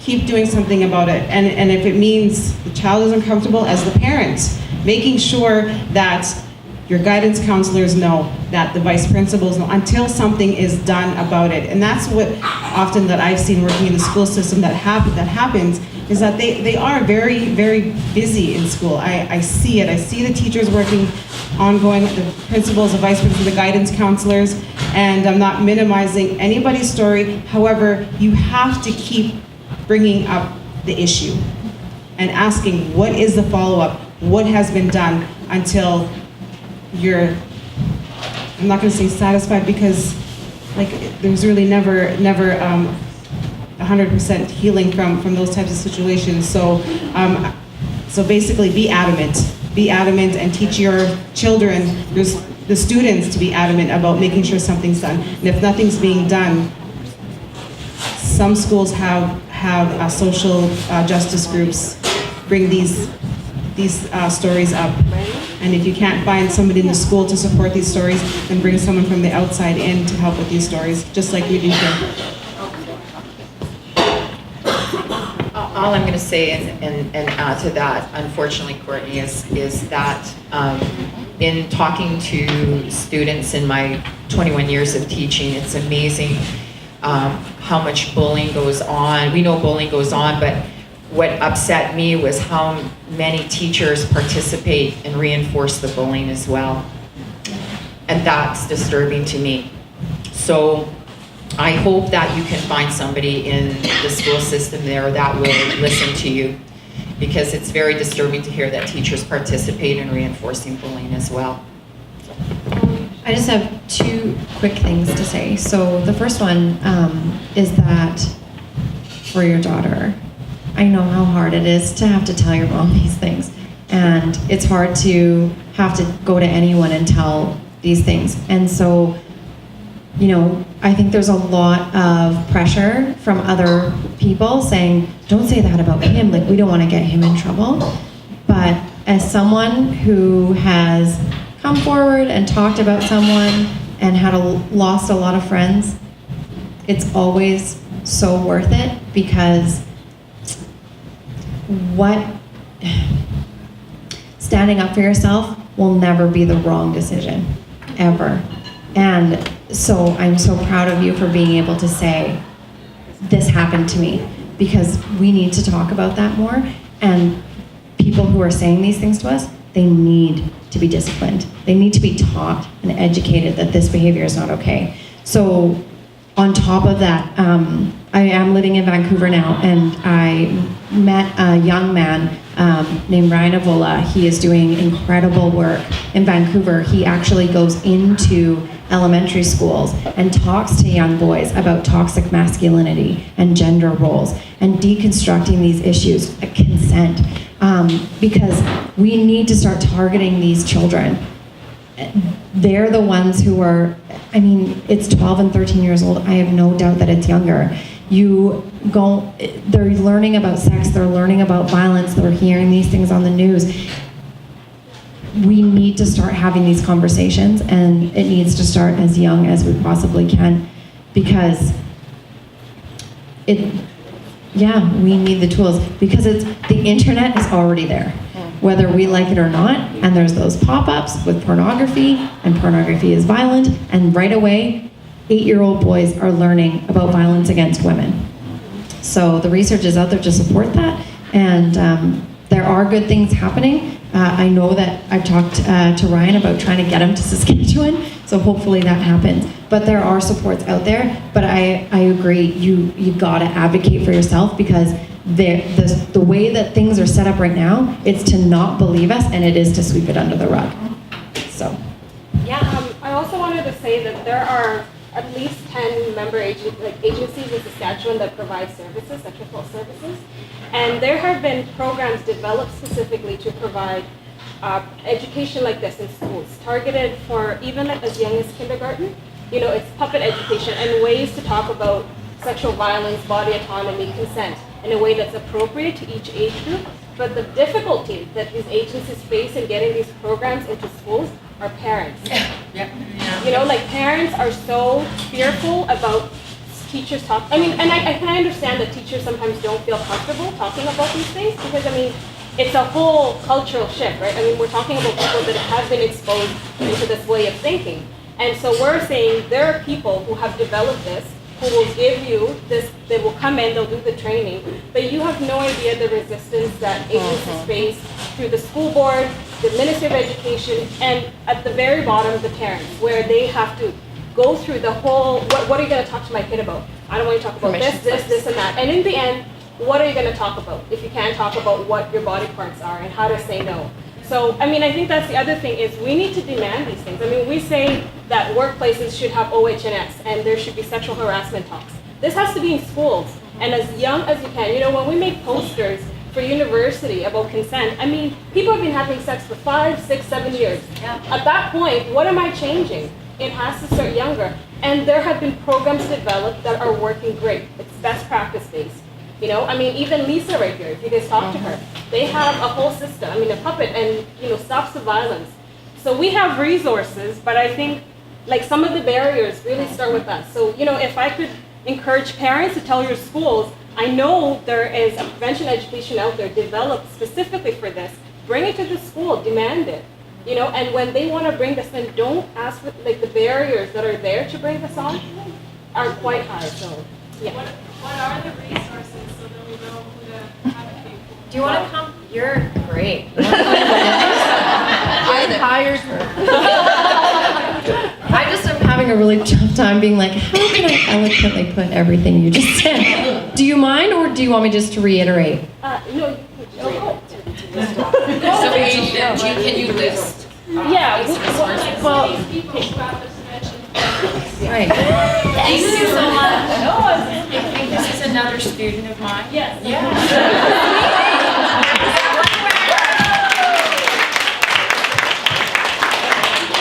Sexual Assault Services in Saskatchewan. Association. We have some cards. We're the provincial association that we have 10 member agencies, and they're not all sexual assault centers, but they all provide services to sexual assault survivors. But that's also part of the issue, that there's really only maybe 3 or 4 that actually provide sexual assault specific services.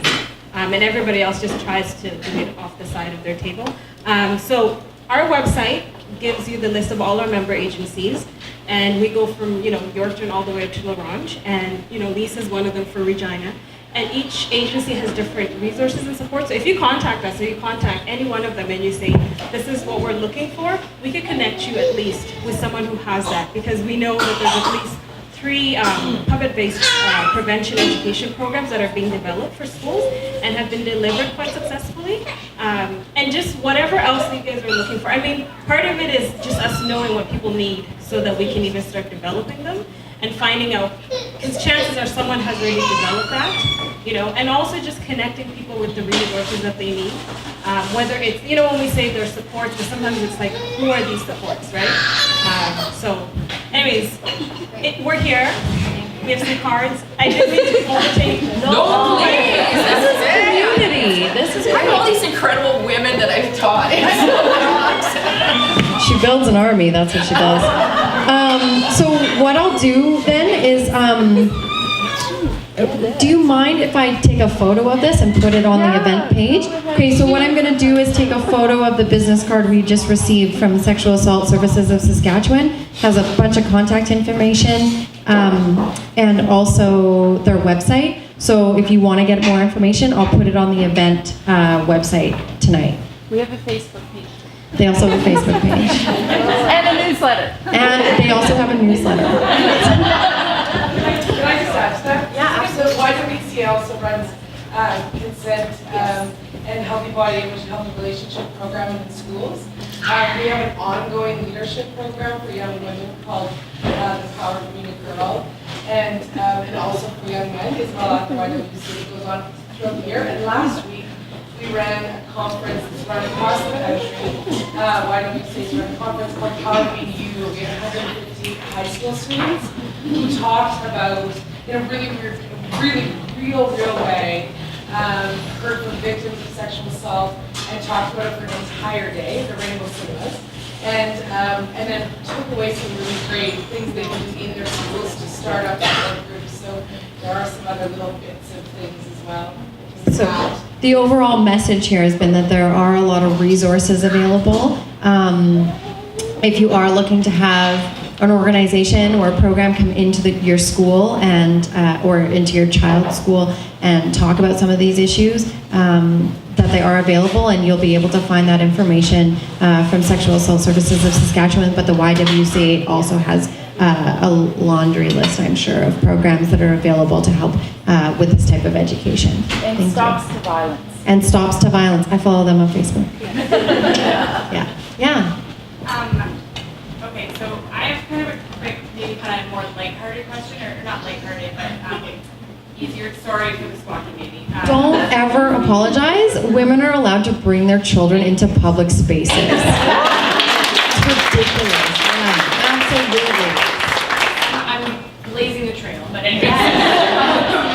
I have a 5-year-old who just started kindergarten, and I'm really loving the conversation about things I can do, and I'm already trying to be besties with her teacher so that I can offer. I used to work for Planned Parenthood in Regina, and so I'm like already trying to be the one to be like, can I just be the cool parent that comes in and talks about sex ed? But anyways, side issue.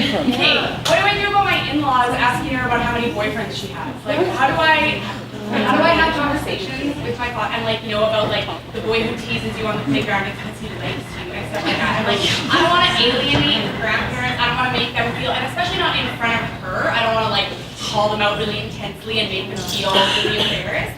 But like literally moving the conversation when we go over there for dinner, it's like, oh, so like, who's your boyfriend in kindergarten now? Like, oh, all the boys probably say you're the prettiest girl there. And it all wraps up too in like body image stuff. I'm trying not to like, teach her that to be skinny and blonde is the most important thing in the world. So like, any suggestions for just like more lighthearted conversation starters to be like, hey, it's not 1965 anymore.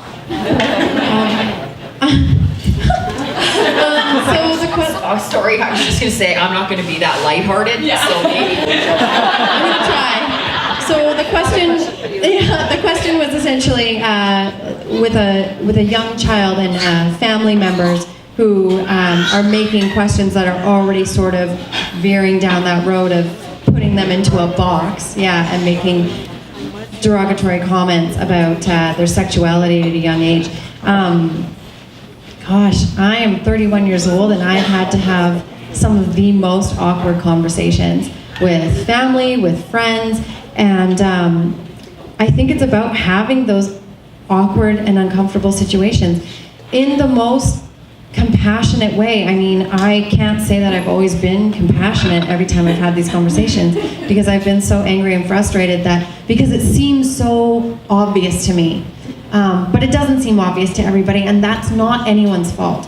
Again, this is why we're here right now, is because these conversations aren't happening. So, I mean, only from my own experience, and I'm not a mother, so I don't necessarily understand, but as a human being, I just think that having these conversations and saying, look, these are the reasons why I need you to stop making these comments. And here's some of the reasons why I need you to stop making these comments. Because again, like echoing what Sean had said the other day, once you know, you can't unknow. And my hope is that once everybody knows, they think about it. That's why I'm doing this event, because I want everybody to leave tonight and be like, oh my gosh, I can't not call out this dude at a party or call out my family member who's saying derogatory things.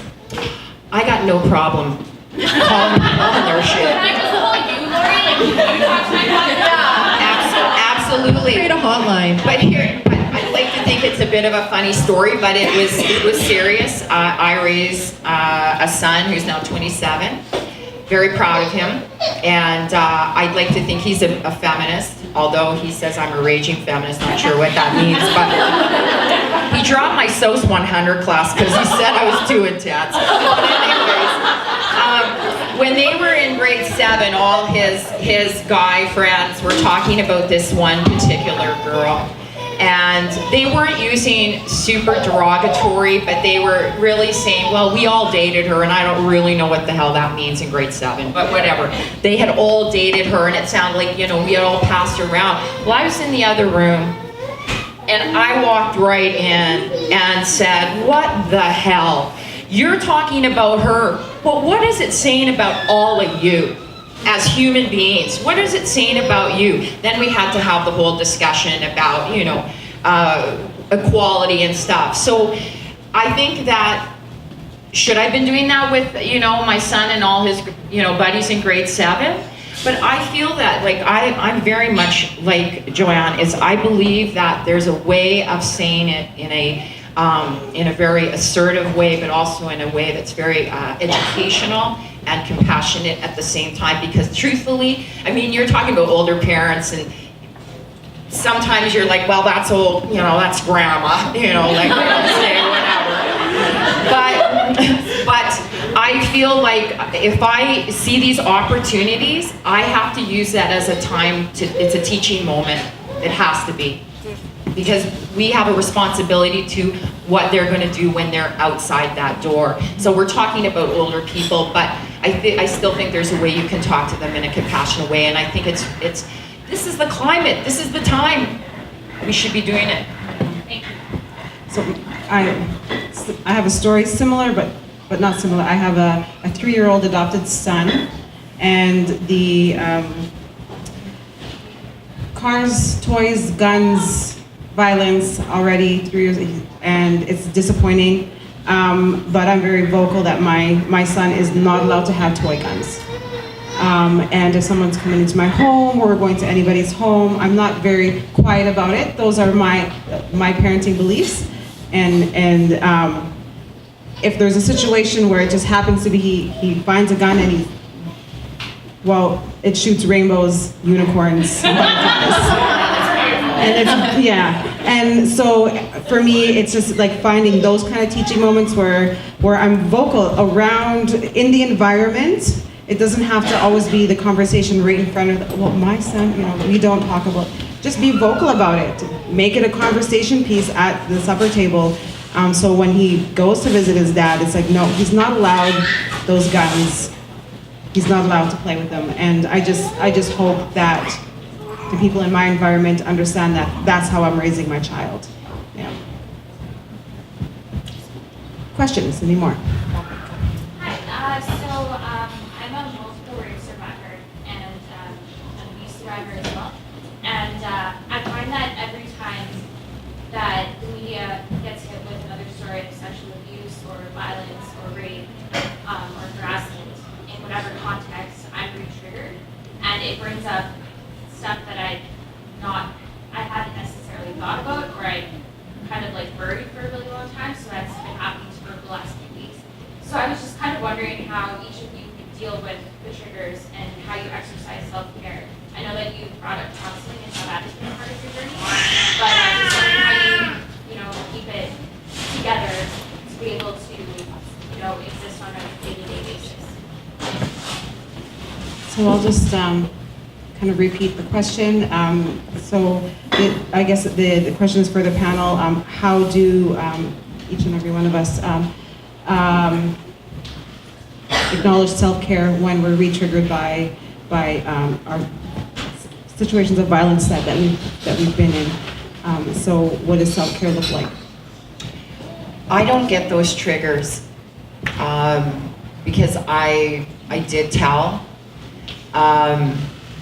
And I don't know, I'm just I'm a very stubborn person, and I feel like I guess I got to a point in my mind where I said, I'm not gonna let this person ruin my life and control my life. And it doesn't mean it doesn't hurt me.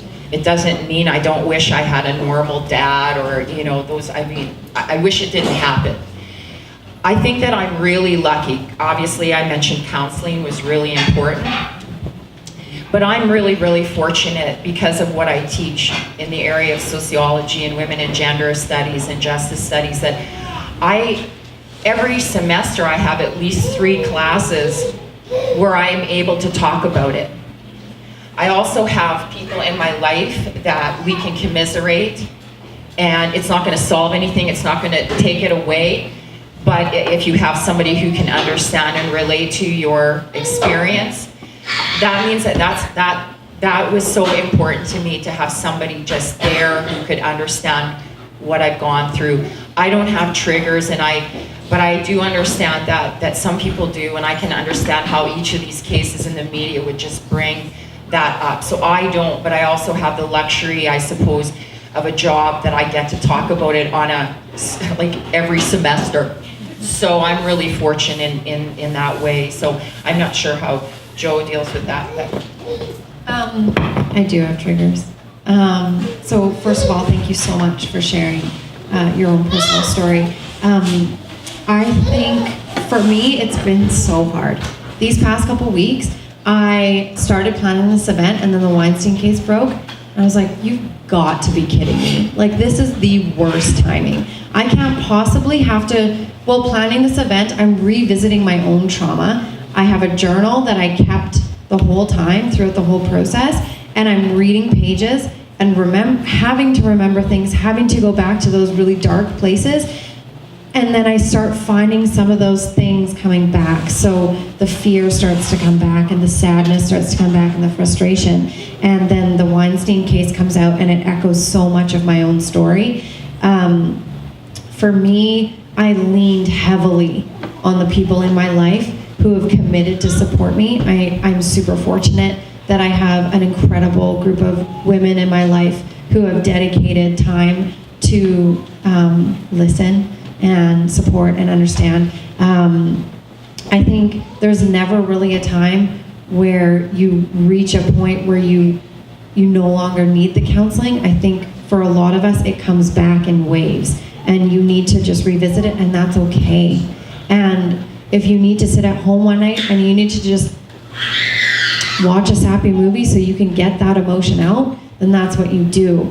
Because I found that holding on to that, it festered inside of me to the point where I felt like I couldn't function. So I allow myself to cry. I go in the bathtub and I just let it all out. Immersing myself in this and saying, stuff like this, I want to be able to say when people ask me, you know, what do you do when all of this has happened? Or, you know, if I have children one day and they ask me, I fought my ass off. I never stayed silent. I never backed down. I never shied away from conversation.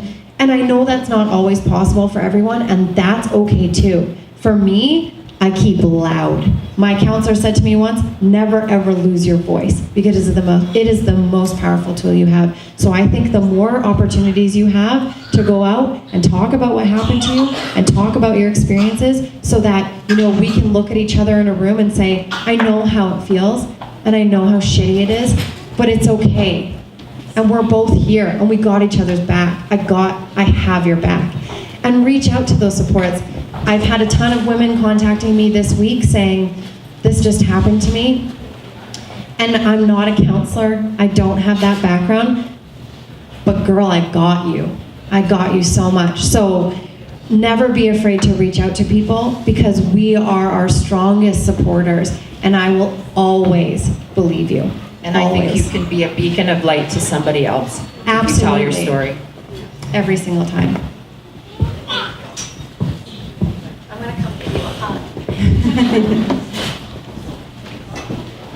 So for myself, and after I share mine, we do have some questions coming from the live stream.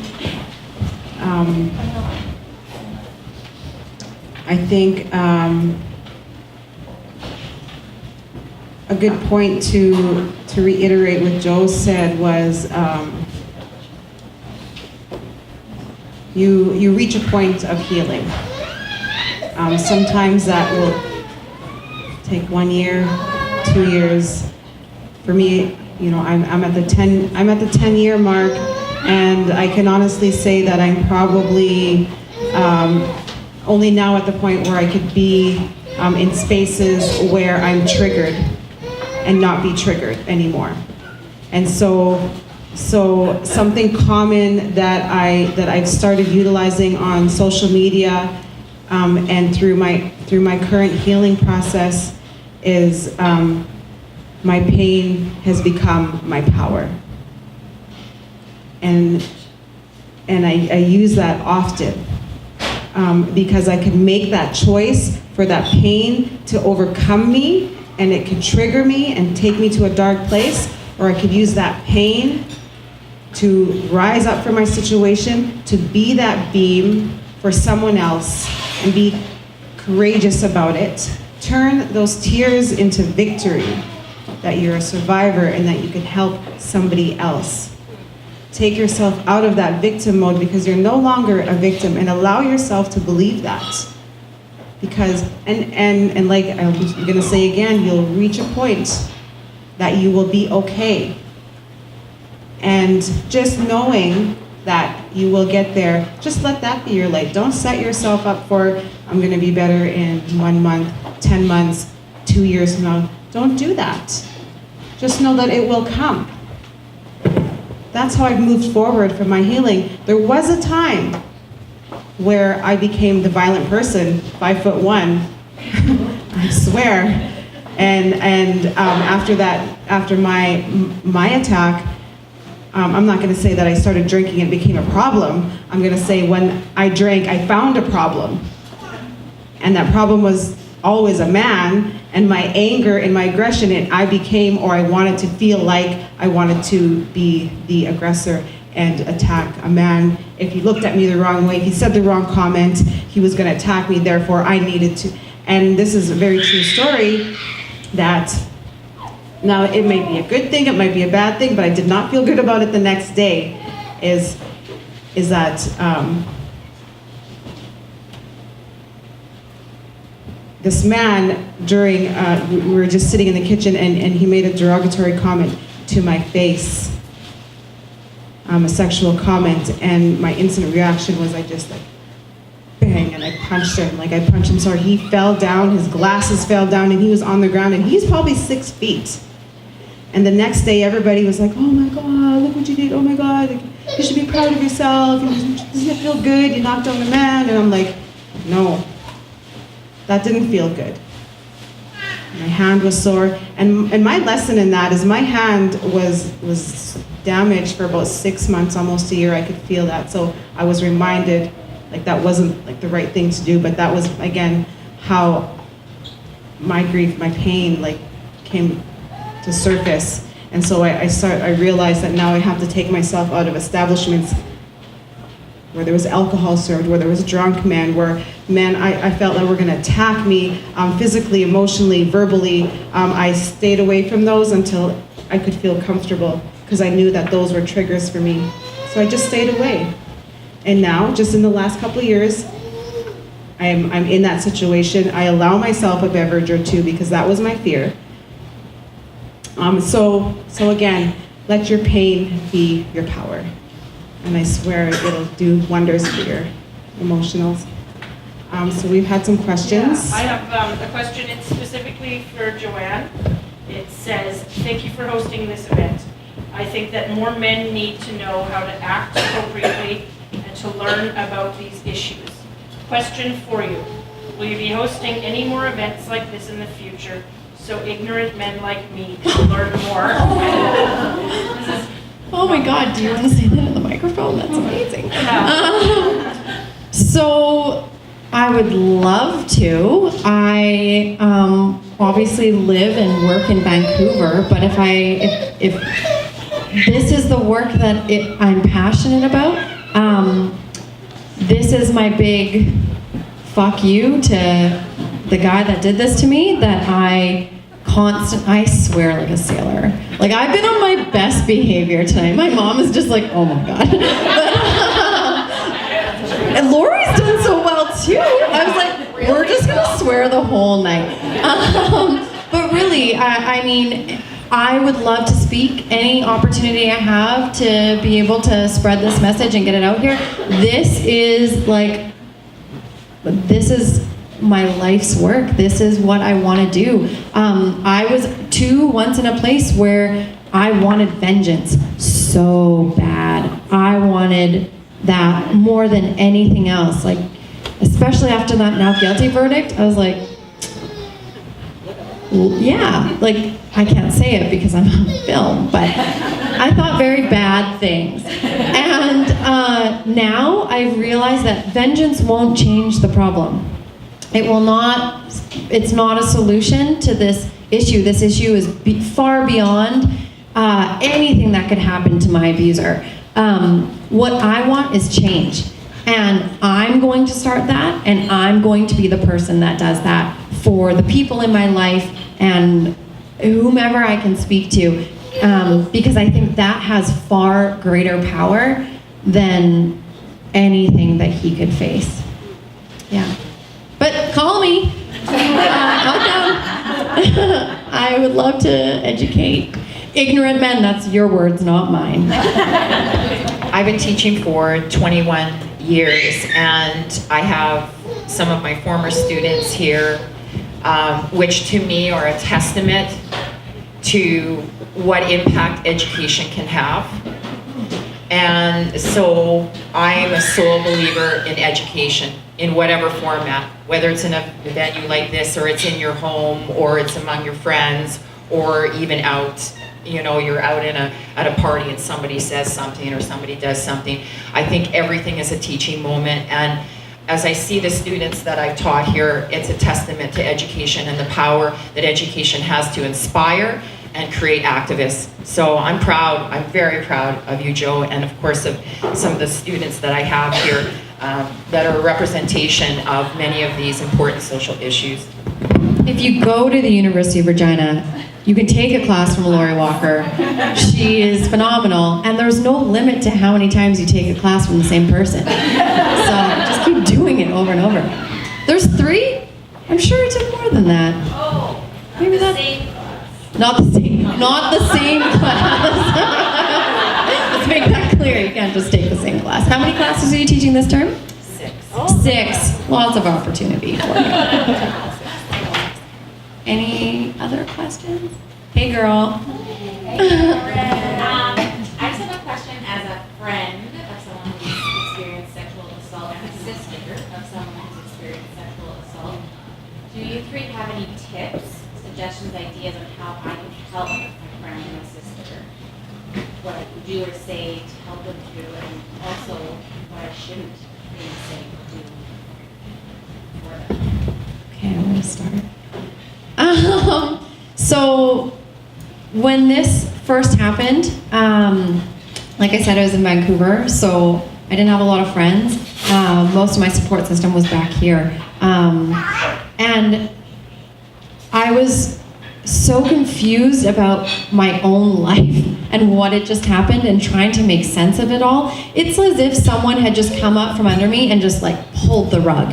And I was just laying on the ground thinking, how do I even get up? What just happened to me? I think the most powerful thing that people provided to me was an ear to listen, a non-judgmental ear to listen. I know that it's tempting to ask, like, well, where were you and what happened and what did he say and then what did you say and where'd you go? And sometimes those questions aren't always that helpful because it tends to reinforce that shame and self-blame that you're already feeling. And to this day, I mean, it's been 3 years and I still struggle with feeling like somehow this was my fault. So I think just offering an open ear to listen and encouraging that, you know, you're going to be there to support them in any way that you can. Ask them how they'd like to be supported. I think that that is huge because everybody is so different. What worked for me may not work for someone else. But I think having those open conversations and honestly saying the words, I believe you. And I will always believe you. And you never have to prove to me anything for me to believe you, because that, I think, is one of the hugest barriers for victims and survivors, is that we're constantly faced with, well, prove it. Prove it in court, prove it with your police statement, prove it on social media, prove it, prove it, prove it. I can't prove it. I was the only one there. Well, there was two of us, but you weren't there. So that would be my best advice, would just to be an open ear and support them through absolutely every part, even when they're angry and frustrated and putting, like, when you want to say, like, they're really angry, I don't know what to do, hug harder, love harder, be there more, because it just puts you in such a dark place that now that I look back at it, only now can I say, holy shit, I was angry and I was frustrated and I was confused and I was so mad at everybody. I was so mad because I felt like no one got it. It puts you in a very weird space. And I think the same thing, Erin. Just don't be judgmental. That's it. Yeah. Any other questions? This is fun. Well, I'm going to add something then. I want to add that I've been a little bit vague about my personal experience, and I want to talk a little bit about why. Legally, I can't talk about it. I could face defamation charges if I were to speak about what happened to me. That's a very real fear for me, and that puts a huge barrier in my ability to heal and to talk about what happened to me. It's my truth, it's my life experience, but I don't have the proof. So because I don't have the proof, and because he is a man with much more money and power than I have, I don't have the luxury of talking about my experience. I did not participate in a criminal trial. I did think about civil charges, but my lawyer looked at me in the face and said, if you lose this, it will ruin you. Financially, emotionally, and I just thought, what's the point? I know that the burden of proof is much lower with civil charges, so it may not have been as hard for me to prove what had happened, but I was scared, and I couldn't afford to take time off work and to fly all over the country and to pay this lawyer and put that burden on myself, or probably my parents, to have to pay for this. And for what? For what? What would I have got out of it? There's already an army of people on the internet who don't believe me anyways. So what would a civil trial have done for me? Honestly, it just wasn't worth it. So because I wasn't able to do that, and it's so frustrating, but it's just my life. You know, some people say, well, you're really lucky because you didn't have to go to court in order for him to have to go to court. And in a way, they're right. I didn't have to put myself out there. But at the same time, I had to see it every single day, and everybody had an opinion about it. And then I had to make that personal decision of saying, do I say that actually happened to me? Or do I sit back and let them talk when I know that they're actually talking about me? It was shitty. It sucked, and it still sucks. It's probably always gonna suck until I don't even know when. I don't know. So, yeah, that was something that I wanted to touch on because I hear a lot of bullshit about, why didn't you come forward? Well, for what? For a not guilty verdict. Cool, good idea. That's really gonna help me. So this is what I do now. This is what I do. And I talk to incredible people who are like, yeah, fuck that guy, let's go. I will do this with you. So sometimes that's your only option. So maybe it's time that we stop asking why women don't come forward. Because I think we have enough examples now why we don't come forward. Because the system wasn't set up for us. It wasn't.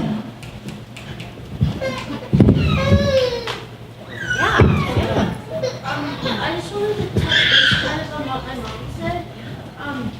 So if someone is like saying at school or something, and they're like joking on each other, and they're like, oh, they're trying to rape you, and like making jokes about rape and stuff, is it okay to stand up to them and say like, what the hell's wrong with you, and why are you saying this? You go, girl. Yeah, Like, absolutely. And if anything ever happens and the school comes, what do we tell you? We'll deal with that later. We'll deal with the school, don't worry. Be strong. Yeah. Be so strong in your voice. Your voice is the most powerful tool you have. She's always getting in trouble for telling kids off.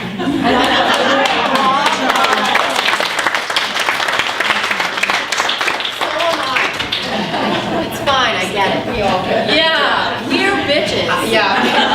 Don't read some of my evaluation. You hang out with Auntie Lori more and you kids off. Yeah, That's great. You know, I wanted to, because I really feel like just across the room, I feel your pain. This isn't going to help you at all, I don't think, but I'm not going to be, because of what I went through, I'm not ever going to be the same person. But I had to create a new normal. So that doesn't help you, but that's a fact, is I say to my students, I'll never be the same person because of that. But I can do something about that. Yeah. Yeah, If it's okay, absolutely. I just want to follow up on what you said. I've been representing women on this issue for 30-some years, and it's still getting worse. From my very first case, we ended up with a historic settlement, everything. But I keep asking them if they will come and talk. And talk to women who come forward and say, what can I do, who will you represent me? Every single woman to this very day says, it's not worth it. I will tell them not to fight. I will tell them not to come forward, not to file a human rights complaint, not to file a non-health complaint, not to complain for workers' comp, not to go civilly, certainly not criminally. What should I be doing then? Who do I direct them to deal with if the answer is always going to be no fight? I mean, I feel like that's a really tough, it's really, so the question was, women, How do we get women to pursue the legal issue or to talk Right. about it? Do I have that right, Larry? remedies to the problem. Right, yeah. I don't think you can force women to talk. That's first of all, because not everybody deals with these situations in the same way, and they don't need to be assaulted a second time. To make it where you're believed and that you have power, because we've always had power, we've just had to deal with a bunch of structures that try to create a barrier to that power. So I'm just hoping that the more that we talk about and the more that we deconstruct it and the more that we try to find ways to make people feel that it's okay to be open, that they're not going to be judged. But until we do that, I feel like we have no place to force women to have to share those experiences, because to me, it's like being assaulted again and again. So it doesn't really address, a remedy that's going to happen right now in the short term. But I think in the long term, I do think there's a cultural shift, and the more that we have open sessions like this and people, using various forms of social media and connecting with other people, we have a tremendous power in numbers. You can't deny that. I just mentioned something. Yeah. I know that the situation, whether it's rape or whether it's domestic violence, it can mean the end of your life. I know that. And so anyway, it depends upon how much you want to go forward with it and if your life matters to you or not. And if your cause is good enough for losing your life over, then it's worth it for other women to know that they have been supported in this type of thing, and you have given up your life for that. Thank you. That's an excellent point. I think that people don't, I often hear about, getting accused of false rape allegations. That ruins their career. Do you know what it does to victims to come forward? What risks we put on, what we risk to lose? And like you mentioned, women sometimes risk their lives to come forward. And I think, statistics will show that generally these things have a pattern. They start out with derogatory language, and then maybe they lead to domestic violence, and then eventually they lead to murder. And when you look at the amount of women who are murdered in the world, it outnumbers the amount of women that die from major diseases. More women die from domestic violence. It's one of those things, sorry. I'm just going to say that the most unsafe time for a woman is when she leaves a violent relationship. Mm-hmm. So, and then you have no supports for them. So if you go to the Canadian Research Institute for the Advancement of Women, the primary reason why women stay in violent relationships is they're financially, economically dependent, have a child with this abusive partner.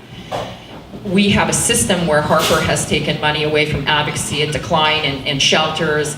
A lot of women feel like that they're so groomed in these relationships that, oh baby, I love you, I'll never do this again. But they've groomed you long before. You're not good, you're not good enough, you're not pretty, you're a lousy mother. They've groomed you.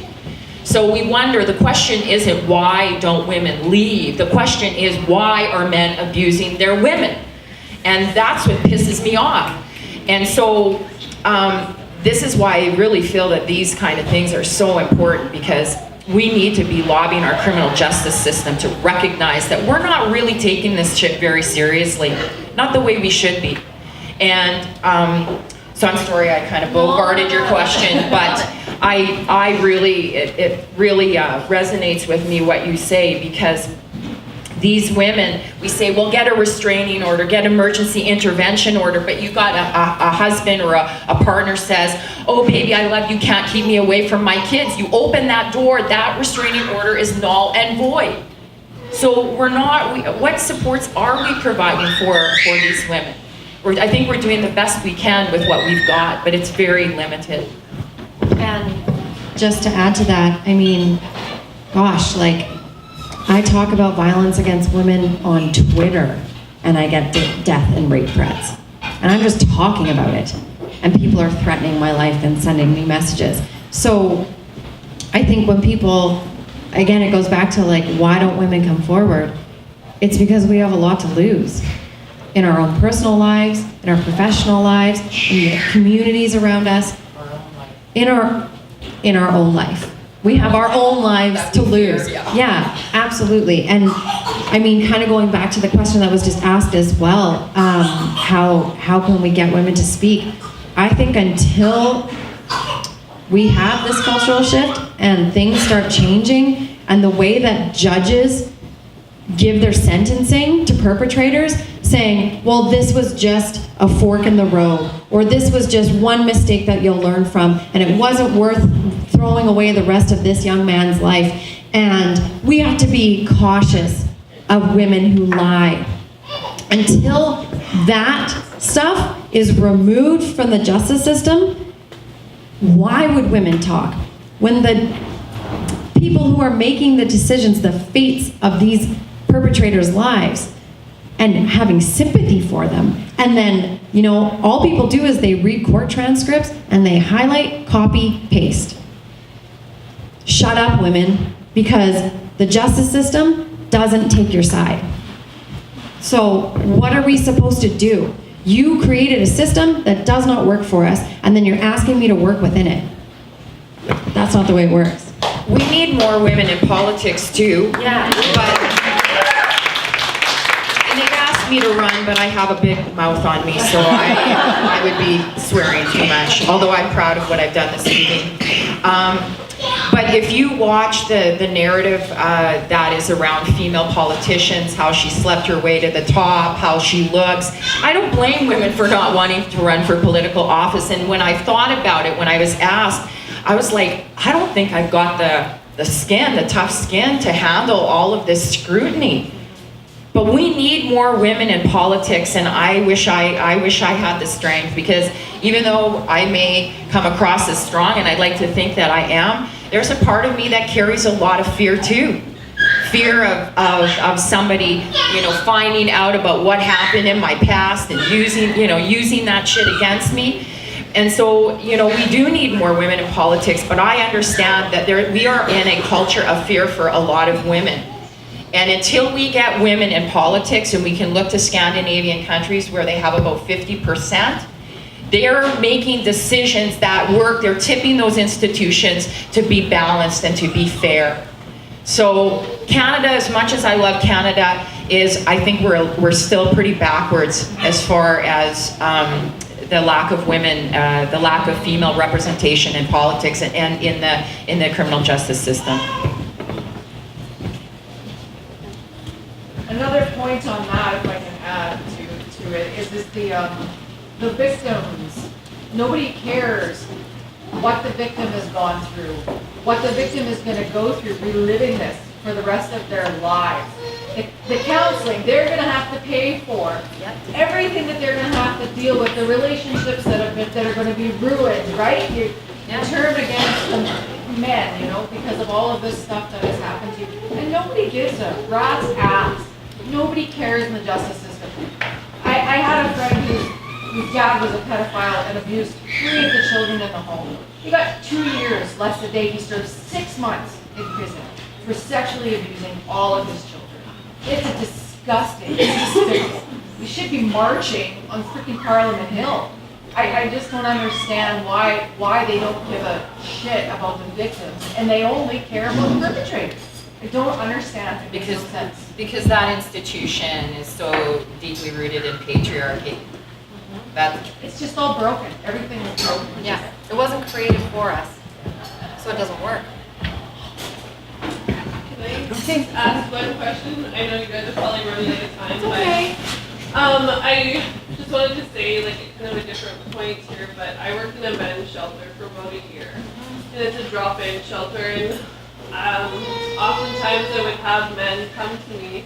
And in that year, I had about 3 men on different instances come and say, you know, this man poured me in the shower and said, you know, if I don't do this, if I don't, you know, give you a blowjob, then, you know, I'm going to beat the crap out of you, or whatever it is. And, you know, I guess my question is, you know, how can we include men in this, you know, because men, you know, I know that they oftentimes are the perpetrator, but they also are the victim at times, and it's oftentimes, like even in talking to the men, when if I would ask them, do you want to move forward with this? I can talk to, the manager in the house or whatever it is. They would completely just, immediately drop it. I'm going to address that because I always self-declare as a feminist in all of my classes, and because I remember an experience teaching gender, and I had one male student when I first started, and the minute I said feminism, he's just, men should be feminists, because this is a fun fact. Patriarchy is harmful to men in the same way that it is, or maybe not in the same way, but it is harmful to men as it is harmful to women. When you have a family law system that doesn't recognize men as fathers and nurturers, that's a problem. When men are the least likely to come forward as being victims of abuse, where men are least likely to come forward with depression and more likely to commit suicide. The whole point of deconstructing patriarchy, as I would tell my classes and I would tell anybody, is it's not only going to benefit women, it's going to benefit men. It's going to benefit our society to deconstruct this mechanism that has told boys that you have to be macho, that we have a history of men going off to war and dying. And so I really relate to what you're saying, because a lot of time when we talk about patriarchy, it's like, oh God, here she goes again. But I believe that the deconstruction of patriarchy is helpful to everyone, including men. Once again, the Man Up campaign is an opportunity to deconstruct these antiquated notions of masculinity. And I think it's also, I often get accused of being anti-male. That is something that I face a lot. And I always try and go back to the statistics that show that even when men are victims of sexual assault and rape, their perpetrators are still men. So my focus will continue to be on the perpetrators, which statistically are more often men. But also an important note is that feminists were the ones who fought to have men to be included into the legal definition of rape. And so I think that that's something that a lot of people overlook. I have a lot of men who attack me on social media saying that I'm anti-men, that I don't care about male victims of violence.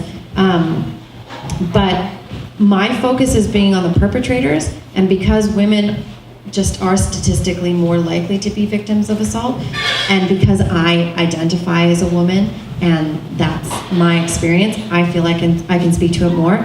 But I commend and applaud men who are trying to be beacons of light in their own society for this. And I think that through our support, if I would hope that a male victim of violence could come to me and say, hey, I'm a victim, and know that I'm not going to say, no, you're a man. No, I'm not fighting against the victims. I'm fighting against the perpetrator. That's like the end of that's where I stop. So, sorry. Sorry, I just want to mention one other thing is that within the military as well, they use violence and rape against men, women, and children, and they use sex as a weapon. Yeah, it was, I show a documentary called Rape, a Weapon of War, and it was documenting the situation between the Croats and Serbs. It had been going on long before in previous wars, but it was never tried. So it was tried for the first time, rape as a weapon of war, in The Hague, when there was the war between the Croats and Serbs. And so that's important point. It doesn't matter how old these people are, even if they're in their 80s or 90s, and they experience the same trauma over again, that they still look like little children. Thank you. I just wanted to mention. Yeah. Oh, thank you. No, thank you. So it is 9:06. So I just quickly, I just want to share, Larry, that I think if you look deep down inside, I see frustration. I've heard the work that you do. I've met you a few times. I've been referred to you, but too afraid to actually move forward myself. I am ready. I'm ready to move forward in my situation. So hopefully that we can start maybe a conversation about my particular situation. But I think the change when we talk about patriarchy, like it has to start from the men, and we can't create the groups for you. We can't. It has to come from the men. And I think just keeping the word out there. I see you in the community. I see you in groups. You need to keep doing that, and you need to bring more allies, more men allies to support, and more men need to be vocal that they are willing to support, and they are willing to listen, and they are willing to believe these stories of sexual and physical violence against women. And they need the men stand up. Man up. I think that can do wonders for the women in our community. Being First Nations and being a First Nations woman, the percentage of myself experiencing violence is a lot higher than anybody else in this room right now. And that's scary for me and scary for the beautiful daughters that I have. And so with that, we're also in a process of trying to heal our men. So that's a whole other conversation. So our dialogue will be a lot different than tonight. And like I said, I'm hoping that we can share some more in that area, because the conversation will be different. And so I invite every one of you to watch. You can watch my Facebook page. I'm Chasity Delorme on Facebook. And Shauna is also on Facebook, White Pony Lodge. Keep an eye out for something similar to this, and please join us when we do have this dialogue and this conversation about our realities as First Nations women in the community dealing with sexual and physical violence. So with that, I want to thank each and every one of you for being here tonight and opening up your hearts and having an open mind and listening to all the stories and being willing to help each other keep moving forward. Thank you.